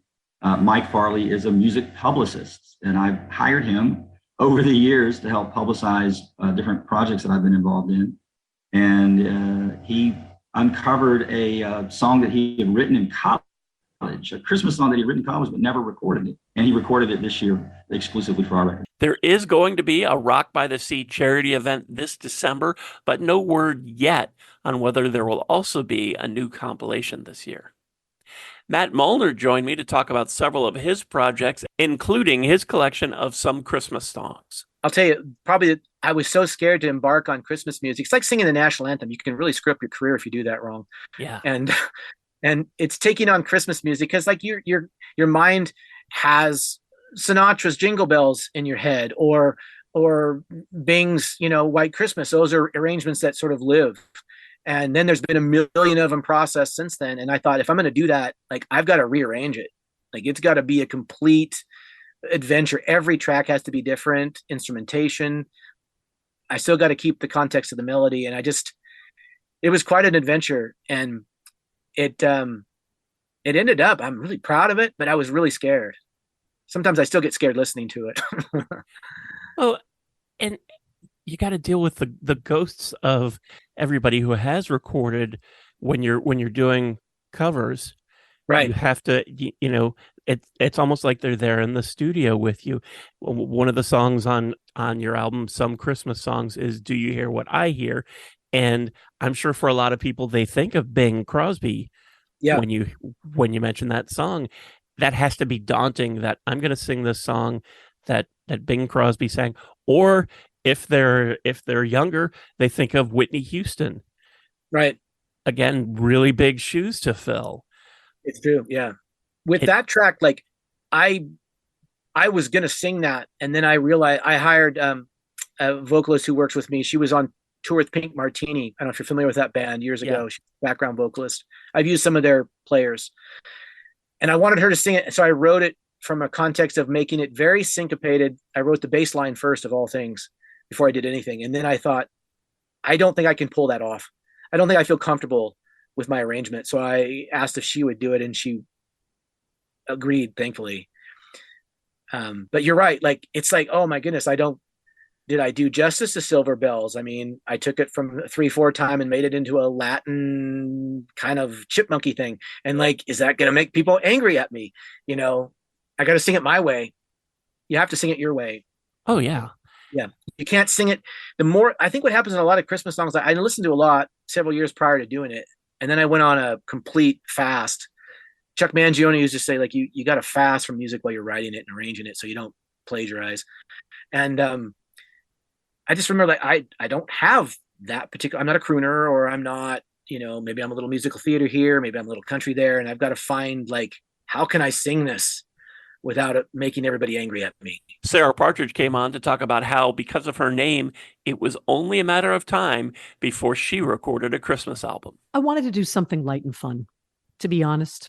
The Beautiful Minds was really intense. It was really, really intense. And Kabir said, Sarah, what do you say we just do a Christmas album? You do 8 songs, you make them your own, and you just have fun, And I said, yeah, that sounds great. And it was great, because the last 3 albums I've done have been really intense because it's all been not Janis's, but original material or really different arrangements and very carefully crafted. And this was just kind of like, let's pick some songs and go for it. And the only challenge of this album was the 12 Days of Christmas. So being that the album is called A Partridge in a Pear Tree, I thought, well, I've got to do the 12 Days of Christmas, but I don't really like that song that much. I mean, it's kind of repetitive and a little boring. And do people really like that song about the partridge in a pear tree? So really, until the week before we recorded, I said to Tim Horner, my drummer, Timmy, like, what can I do with this? Because he's a real idea guy and is a great arranger himself. And he said, all right, let's think about this. And he said, what if we take a different group, like we get past the 5 golden rings, and then we do a different groove for everyone after that, but still coming back to da da da da da bam bam bam ba da da da and a partridge. And it worked. Sarah's currently working on a new album, and unfortunately, that's all the info I have right now. So I don't know what kind of album it is or when it might be out. Blaine Howard came on to talk about his album, Christmas in the Car. I grew up in Arkansas. My mom's side of the family is all in Southeast Kansas. That's actually where I was born. And so we would wake up as a kid every Christmas morning. We'd open presents as a family. We'd have breakfast. And then we would drive 7 hours to my grandmother's house in Kansas to go spend Christmas with them. We'd get there by Christmas dinner, have all the food, open presents, all that stuff. And to us, it was normal for Christmas. I know that a lot, my wife's family, they're all mostly in the same town. So they just maybe drive across town. But for us, Christmas Day was a 7-hour drive in the car. And, looking back, it was just something that we did. It wasn't something that was a pain to us. It wasn't something that was annoying. We just were so excited to get there and see our grandparents and see our cousins and all that. So that's kind of the story behind the song. It's really us getting up at, early in the morning to do all that and drive to see my grandparents. Since then, Blaine's released several singles, including Aviators, which came out just last month. Bonnie and Diane from the band Keith came on to talk about their single, Christmas Magic. In 2019, just before COVID, as you can imagine, right? We said, you know what, let's have a legacy of Christmas material, and let's start with at least releasing our first single or maybe an album. We actually started talking about doing an album right off. However, as many of us were interrupted, COVID kind of interrupted that process a bit, right? So Diane would tell the story, and I think you should tell Ken the story of how that got written, and then ultimately we recorded it. But you and Bob were writing the song, right? Well, yeah, I can remember I was on the phone with Walt and you, Bonnie, at the, and talking when Walt first said, hey, we need to let's do a Christmas song and possibly an album. And why don't you pull up some of the old songs and see what we can do about changing lyrics, maybe, come up with something new, rewrite it. And Bob had written a song, and I had written the lyrics several years prior to that, and it was called what was that called? Something Magic. It Must Be Magic, yeah. And I said, oh, how about that one? We'll call it Christmas Magic. And Walt and Bond said, oh yeah, that sounds good. Let's do that. And so then COVID hit, and so Bob and I, we did tweak the song musically. He changed a few chords, and I actually came up with the bridge melody, but we couldn't get together because of COVID. Didn't want to get together indoors, so he and I would drive. We live in the same town, so we would drive to it's a medical kind of facility on the weekend, and it's the parking lot was absolutely empty, so we would meet there and be outside, and he would bring his guitar, and I'd record it on my phone, and then go home, and then we'd tweak it a little, and so several weeks in a row, we would go and meet in this parking lot and wrote the song that way. Since then, they've released the Christmas singles Dance Around the Christmas Tree and Letters to Nick. Michael Brandmeier came on to share the story behind his single, I Saw an Angel. There's a hospice home founded by Catholic sisters in eastern Wisconsin. And my mother was in a coma, dying of Alzheimer's. She went into coma on December 22nd. And it was Christmas Day. And we were just sitting around the home. You know, she loved Christmas. So we were really, as you imagine, be depressed. This is a while ago. So it's all good. But you can imagine we were kind of very depressed and just going, we can't believe Mom loves Christmas and she's here, you know, down the hall in the coma. And this is, I'm just going to give you a little, maybe more than you need in this, but a staff nurse came down. I never met her, sat down to talk to my brother and I, and you got to realize this hospice home is only 12 rooms, founded by nuns, sisters of St. Agnes. And so it's very small. And I never saw this nurse before, but she just said the front door rang. And we were like, okay, big deal. Why are you telling us this? She goes, front doorbell rang and nobody was there. And we're like, where are you going with this? Because I'm kind of grieving here.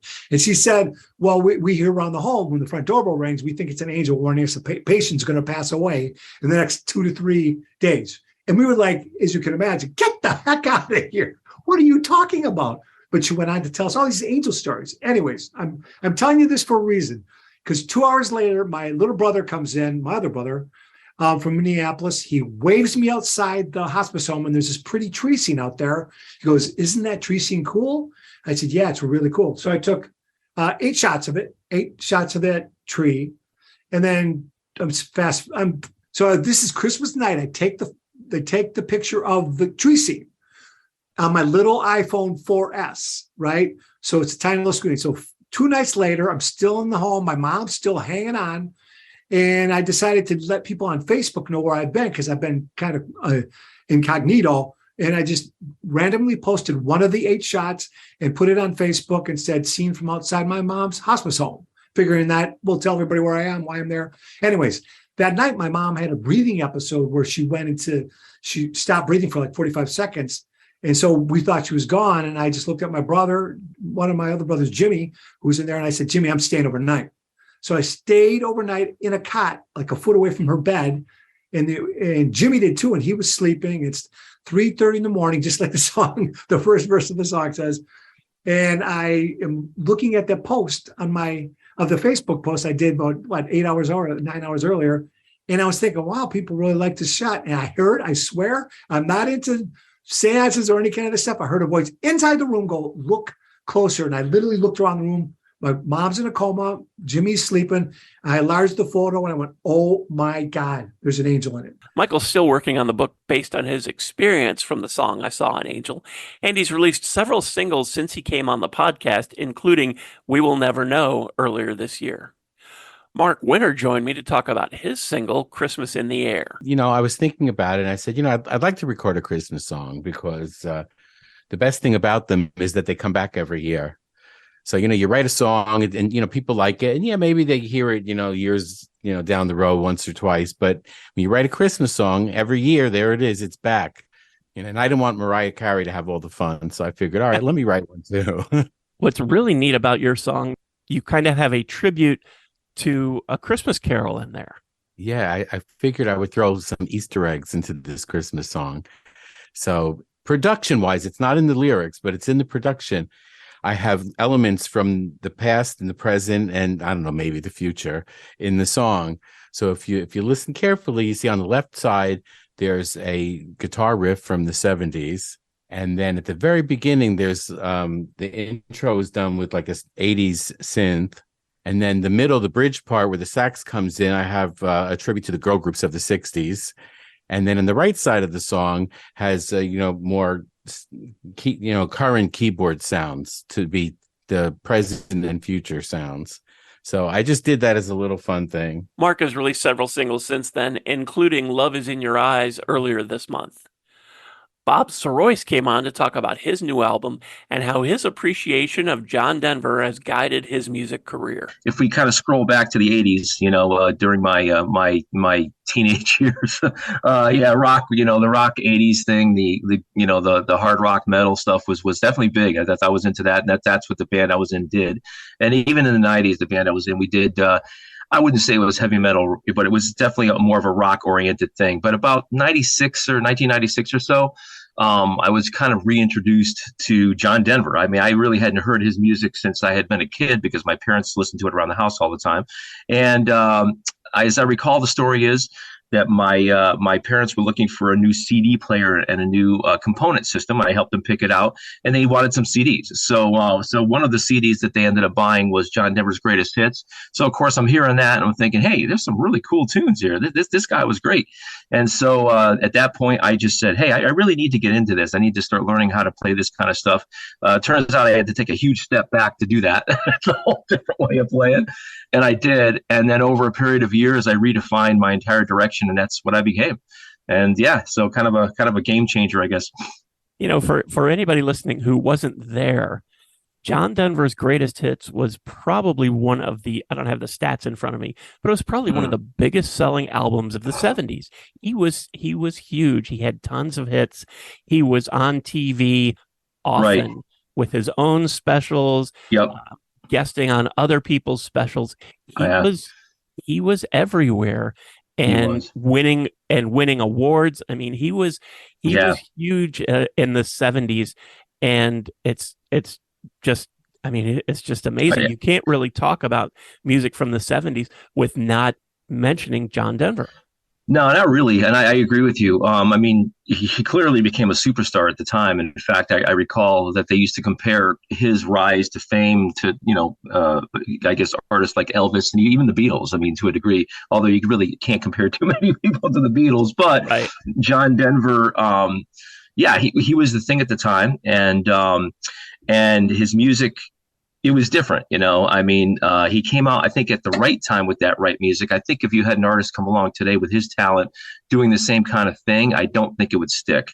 I just think that time period coming out of the folk movement in the late 60s, coming into the 70s, you had all these great folk players going on like James Taylor and Jim Croce, and then you had Simon and Garfunkel going on, and you had some really cool eclectic types of styles and genres that were acceptable at the time. And John Denver I think he just sort of came right into that time period. It worked for him, and he just became huge. And you mentioned stats. His Greatest Hits album, I believe, if memory serves, because I'm published by the same publisher as John Denver, with Cherry Lane Music's RCA. So I kind of have information on that stuff I've gathered over the years. And basically, his Greatest Hits album, I believe, was a bigger seller than any Elvis album that had ever been released. Wow. So, yeah, and this was back in the 70s. I'm sure by today's standards, I have no idea what those numbers are, but they're huge. Bob is working on a new Christmas album, but that one's still a year away. Well, Guy released a Christmas single a couple years ago. He also released a Christmas album back in the 90s where the songs were all sung by frogs. I actually had kind of a novelty hit. We did an album called Froggy Christmas. I don't know if you remember that one, but it's been like 26 years ago, I think, already. But we were on all over the place on different radio stations, and I was interviewed on the Today Show and all the news stations and Entertainment Tonight and People Magazine. But it was frogs singing Christmas songs. That was one of the things I was going to ask you about, if you were that same person, because I have this here. Yeah. And I vividly remember that. It was like in the mid, maybe late 90s. Yeah. I worked at a radio station in Cincinnati, and that was very funny, and we played that. I don't remember if we played that particular song that I just played, but I remember when that came out, and it's Christmas songs performed by frogs. Yes. Oh, and my crazy ideas. By the way, the Frogless single that came out a couple years ago was called The Magic of Christmas. Ken from the Tell-Alls came on to talk about the string of Christmas singles his band released in 2023. I had been winding down my seasonal job, which ends, I worked at a venue here in town, and was winding down around this time of year. And I had it in my mind, that I was like, I've been meaning to write more Christmas songs and record them. And I was just coming down to the wire, but it wasn't, I wasn't deterred. I'm like, I'm going to do this. And so between, again, around this time, early November till December 9th, I think was the official release date on It's Christmas Time. I got that one done first, and in time enough to get it to the streaming platforms to where it was actually before Christmas. So pushed that one forward and had success in that. But the other two I just launched on the website. I didn't have time. There's a lead time. If the listeners don't know about releasing music digitally, you submit it, and then there's a lead time to get it actually into the Spotify's of the world. So I didn't have that lead time. So I figured I would just wait till the following year, which is 2023. Now, the Magic of Christmas and Christina Christmas Baby are coming out on all streaming platforms. The Christina tune's coming out on November 17th. And the Magic of Christmas is coming out the following week on Black Friday, which was strategic because lyrically in that song, The Magic of Christmas, it kind of plays into that consumerism in a way of Black Friday. So I figured, well, I'm just going to offset that one and just, for the fun of it, have that come out a week later on the 24th of November. This past April, the Tell-Alls released a song to commemorate the 150th running of the Kentucky Derby. It's called The Greatest Day, and you can check it out along with their Christmas songs on their Bandcamp page. Lisa Bialis released her first Christmas album last year, an entire set of original songs called At Christmas. I love the sentiment of this tune. To me, the lyrics, it's like something I would have said. If you want some candy, I'll bring you some candy.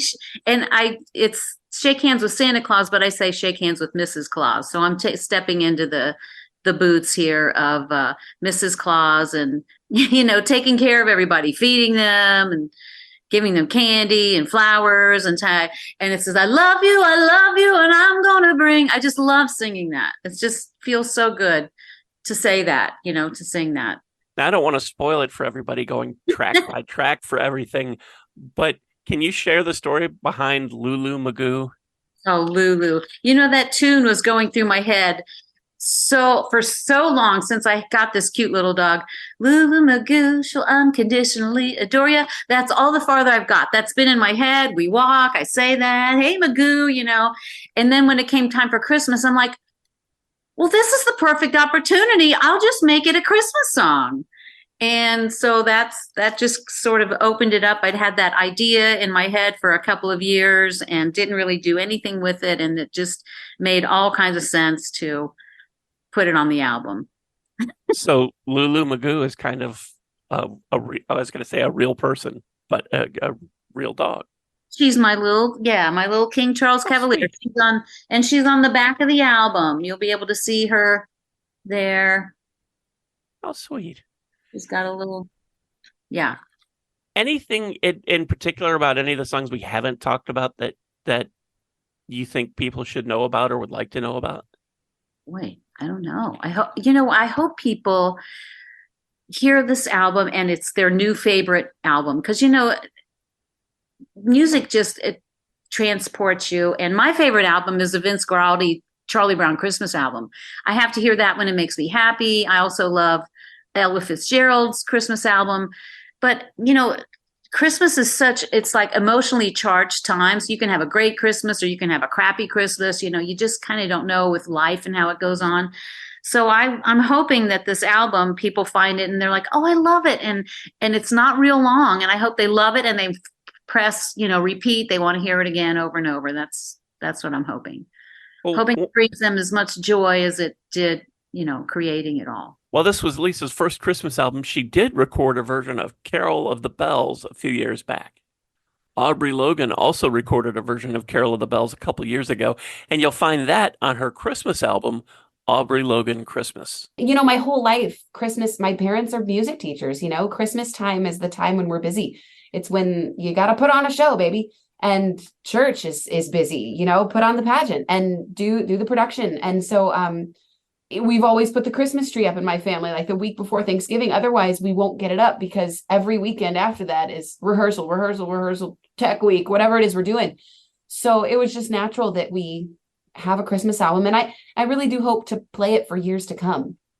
Last year was the What Are You Yeah. Doing for New Year's Eve? What are you doing New Year's Eve? Yeah. And now the album's just out, and you've collected these singles that you've released, and you've added some new stuff.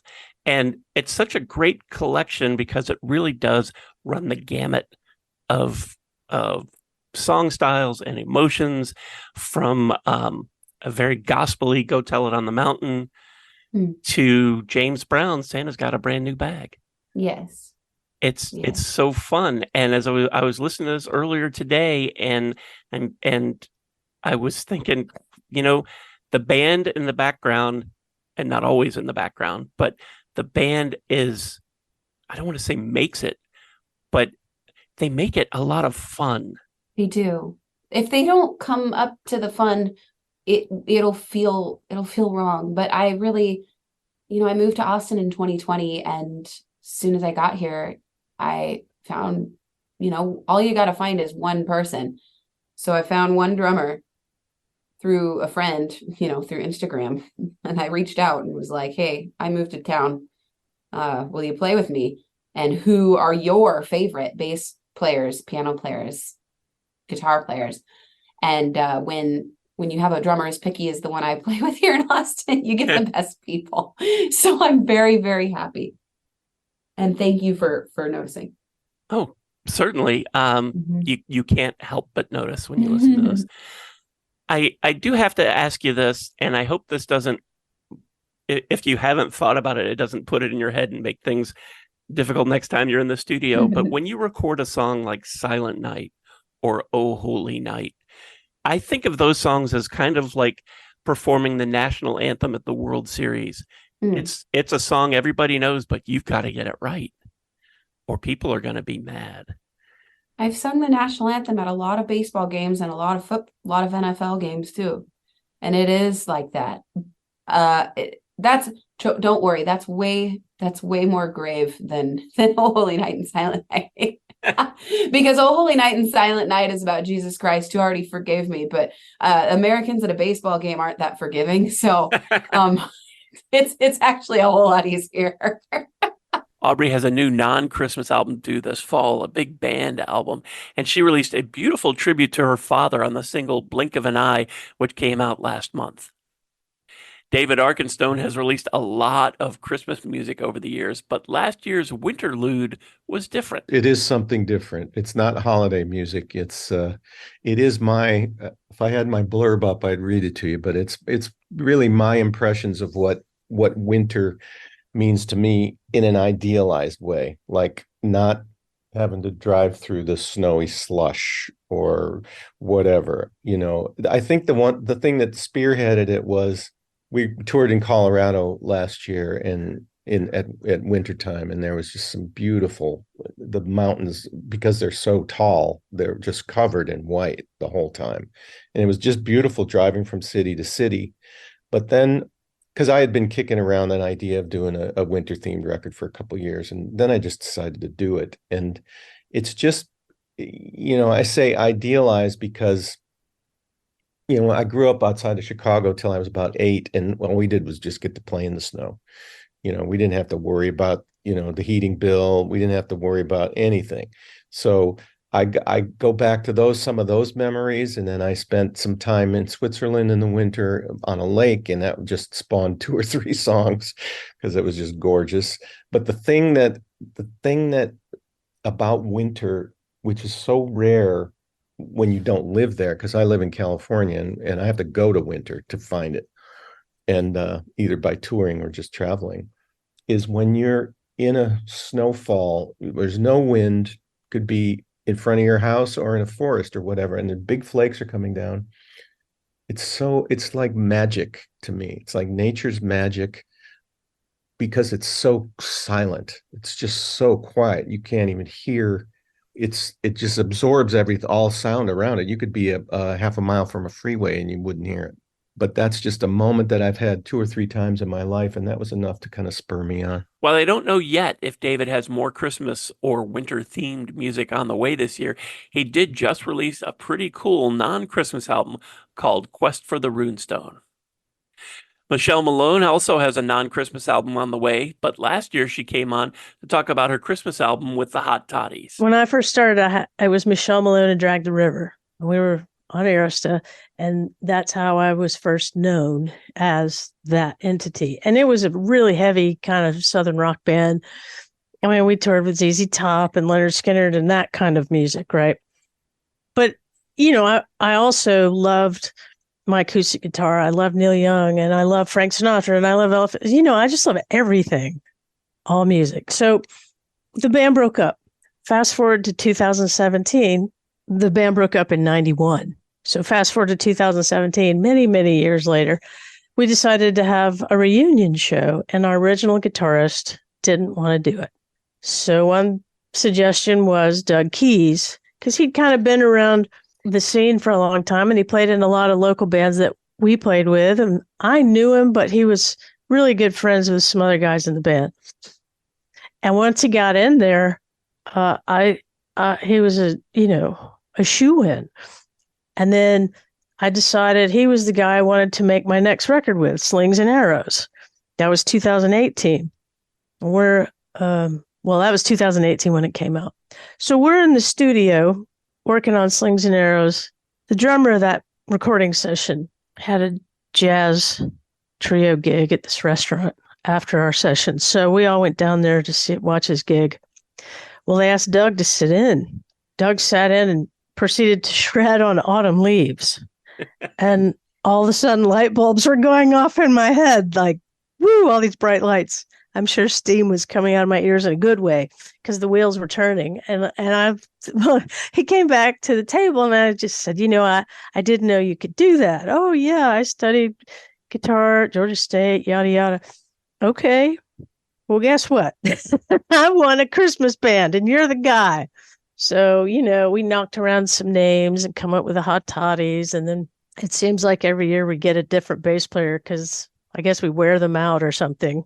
I think it's hard to carry around that upright bass. And so that's how the Hot Toddies were born. And if you go to Michelle's website, you'll be able to find even more Christmas music. Speaking of more Christmas music, Quinn Hedges released a Christmas EP about a year ago called Night Divine, an acoustic set featuring songs you know. This was the first album that I kind of engineered myself, and maybe because it's so stripped down, it's just acoustic guitar. It is probably the least arranged out of all of them. I mean, there's some background vocals, and there's a 12-string that comes in about halfway. I think the general listener, they can tell, I feel, if there's a connection from the artist and the song. There were a bunch of songs that didn't make the cut on this album that I just didn't end up getting that connection with. But Blue Christmas was one of those that wasn't one of my first choices when I first started making my list. And then it just came up and I started playing. I was like, okay, well, this is kind of like a no-brainer. Everything went smoothly with that song. Quinn released another EP, a non-Christmas one, a couple months ago called Summer and Dewey, which features 6 original songs.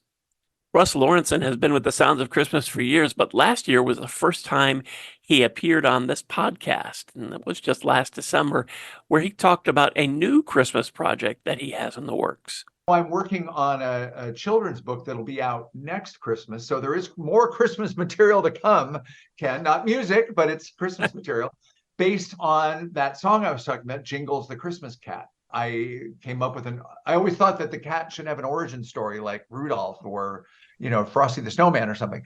And so I wrote a story, and I've been working with an editor from Random House. We couldn't get it out in time for this Christmas, but the song will have its 30th anniversary next year.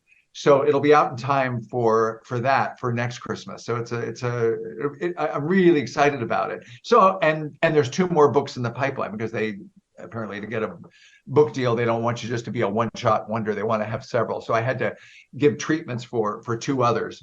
So there will be 3 Christmas books coming in the following years. So, because I love Christmas, I think, as much as you do. You can check out both of Russ's Christmas albums, What I Want for Christmas and In the Holiday Spirit, on his website, where there will probably be info soon about his next project.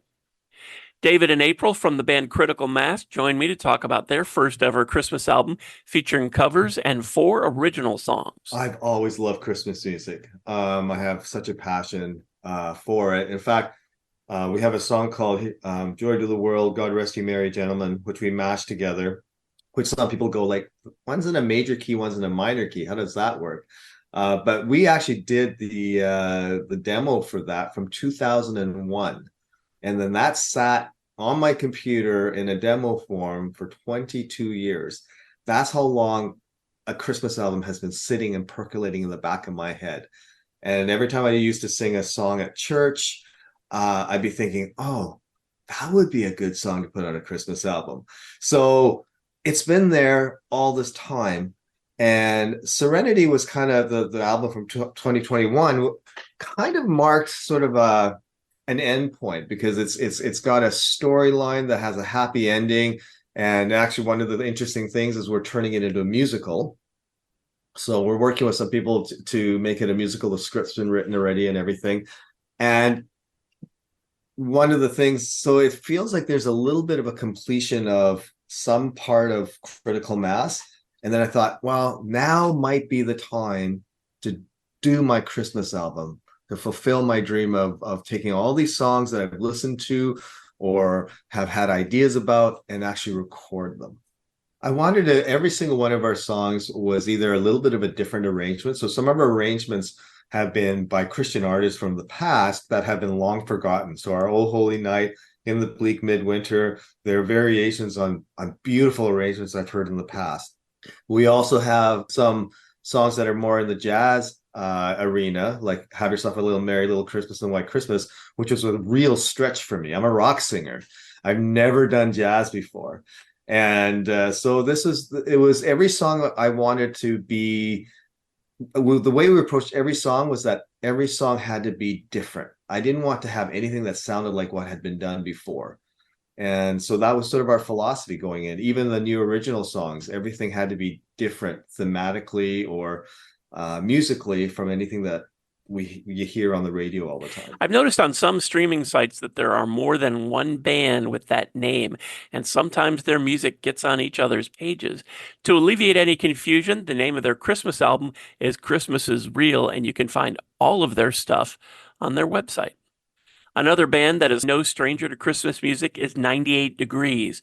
Jeff Timmons came on to tell me about their new single and the possibility that even more 98 Degrees Christmas music might be on the way. We had wanted to do a Christmas album because at that time, although, we did incorporate a lot of harmony into our music, a lot of the R&B producers and pop producers were kind of shying away from that. They wanted simpler arrangements. And so, like I said, we started a cappella, doing everything a cappella, and we thought that Christmas music, usually has, it's divided up into parts, tenor, bass, baritone, etc. And we were like, we love the music, and certainly we proposed it to our label, and of course the label jumps at it because they see it's an opportunity for an annuity, right? Christmas happens every year, They make money from it. And they can sell it every year. And, we just had incredible producers on that. Anders Bagg and Antor Birgerson. Those guys did a lot of our hits, and they just killed it with the arrangements and orchestration and that. And, at the time, of course, all the critics panned everything we did, no matter what, at that time. Even though it had an orchestra and traditional arrangements, they said it was, basically pop garbage or whatever, but it ended up being one of the highest Christmas selling albums of all time. And so we have that honor. And it's interesting, although a lot of our music and hits it's still recurrent on radio and on the streamers, you see a huge spike at Christmas time and the holiday season every year on all of our social media, which is interesting. It just seems like we're associated with the season, which is amazing. And after you went on the hiatus and you all were doing your own things, you got back together. And shortly after that, Let It Snow came out, another Christmas album 5-6 years ago. Yeah, we're proud of that one as well. I mean, we, great arrangements on that one as well. Worked with a really great team out of Australia and had a really good time with that. We feel like that one kind of stands up. It compares to the original and Christmas album we did, and we're just happy that we have like a full embodiment of work in that space, and just very pleased and happy that we can, kind of just show our wares, all of our vocal ability on that, and it's a sentimental time of the year, and so we love the fact that people can pop any of that music on and enjoy the holidays with us. That second Christmas album had a version of The First Noel, but you guys have recorded a new version out this season. How did you decide to pick that one to redo? Well, it's interesting because we were trying last year. I did an arrangement of Oh Holy Night with a bunch of guys from my group, and one of the guys from Motown and one of the guys from All for One, and it did really well in the charts. It was like top 5, and so it's just there are only so many Christmas songs too, right? That people are familiar with, and I had been messing around with an arrangement that we didn't end up putting on that last Christmas album, and a bunch of my friends had liked it and said, you should just put this one out too. So I arranged that one, and a good friend of ours named Aaron Ellsworth, who is a great talented vocal producer and arranger as well, tweaked it a little bit, and we actually recorded that in October when we were on our tour. Everywhere after our shows, we're all in hotel rooms, with equipment doing a Christmas song, and and then trying to turn it around in time to get out to the holidays. As you know, you got to have Christmas music. You're supposed to have it into the system in August. Right. So we were getting into the system late, but we really love it, and it's performing well. It just reached 10 this week on the charts, and got another week to hopefully get it up to the top 5 or even better. But we're pleased with it. We love the arrangement on it. So when you see that arriving late in the season and still zooming up the charts, does it make you think maybe some more Christmas music might be on the way? It just seems like something we're going to do for the rest of our career. It's something that works for us, and people seem to like it and gravitate towards it. So I don't see us not doing it. I think you're exactly right. We'll probably do more of it. By the way, the single 98 Degrees released last year was a new recording of The First Noel. Tommy Byrne joined me to talk about the 2 versions of his Christmas single, one with Gary U.S. Bonds and one without. Let me see if Gary will sing on it. 1, is he available? How busy is he? He's also 84 years young. So I said his guitar player, who's his musical director, Mark Linebacker, is also got started with Eddie Testa, who was in Eddie and the Cruisers, was his band. So Mark and Eddie played together, and Mark is a good friend. And I reached out to Mark and I said, do you think Gary would do this? I don't want to bother him, but so he provided some emails, and I spoke to Gary's daughter, Lori. Lori basically said, Dad's in, what would you like us to do? And I didn't know at the time what, so I basically said, well, we'll have him sing a second verse, we'll have him sing a chorus and another chorus, and that's basically all I can think of right now, because when I first wrote it, I wasn't thinking duet or anything with it. I was thinking just me as a first person kind of point of view singing the song. So I wasn't even sure if somebody singing on it would work, but it turns out it did. And Gary did a beautiful job. So that came about that way. But Gary is obviously a big hero of mine. All these guys that are on the Jersey Shore. So all these guys were heroes of mine. And I said, I got to if we're making a pit stop on the Jersey Shore, stealing Santa Claus's sleigh and making a pit stop, we got to have someone big or someone well known from the Jersey Shore area, or somebody that's performed there, to sing on this. Who's the guy? I was trying to stay out of it as far as me singing it. I knew I had Gary. It's a rock and roll Christmas song. What do you need me on it for? We're going to raise money for little Steven and the great foundation Teach Rock with it. No one knows who I am. Let's get some guys that people know who they are. And then, Gary sang on it, and that was it. Tommy also has a bunch of other Christmas songs, and you can find all of them on his Bandcamp page.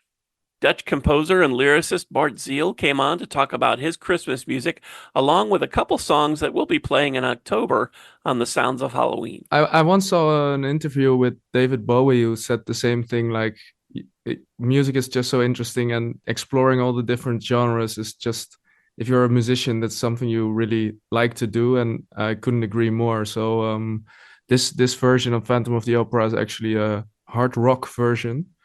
I don't usually listen to that, but I like to collaborate with other artists, and this came up. I really like the movie. I've seen it a couple of times, and then I got a chance to sing this song with a professional opera singer as well, who would do the female vocals. Wow. And yeah, I jumped on it. And believe it or not, I think that's everybody. Phew. I know this episode is kind of long, but I really appreciate you listening all the way so you could get to hear at least a little bit about all of these artists and their Christmas and or Halloween music.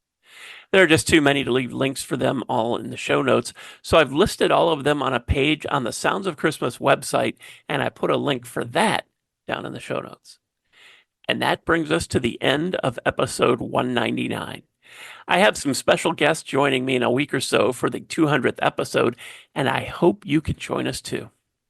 Thanks so much for listening, helping me share some Christmas spirit, and for continuing to support the Sounds of Christmas station and podcast. I already told you how to listen to the station, and you're already listening to the podcast, so my work here is really just about done. All of our episodes are available on the Sounds of Christmas website. Just click the podcast tab. And we also have a Linktree page, which lists most, if not all, of the streaming sites that have the Sounds of Christmas podcast. So you can find your favorite, click on over, then subscribe, and you'll never miss another episode. And I'll put a link to that down in the show notes too. If you have comments or suggestions on this episode, previous episodes, or the Sounds of Christmas station, feel free to reach out to me on social media or through the website. If you're listening to this episode on your phone, you can also click the Send Us a Text Message link and connect that way. Thanks again, and may you always believe in Santa Claus.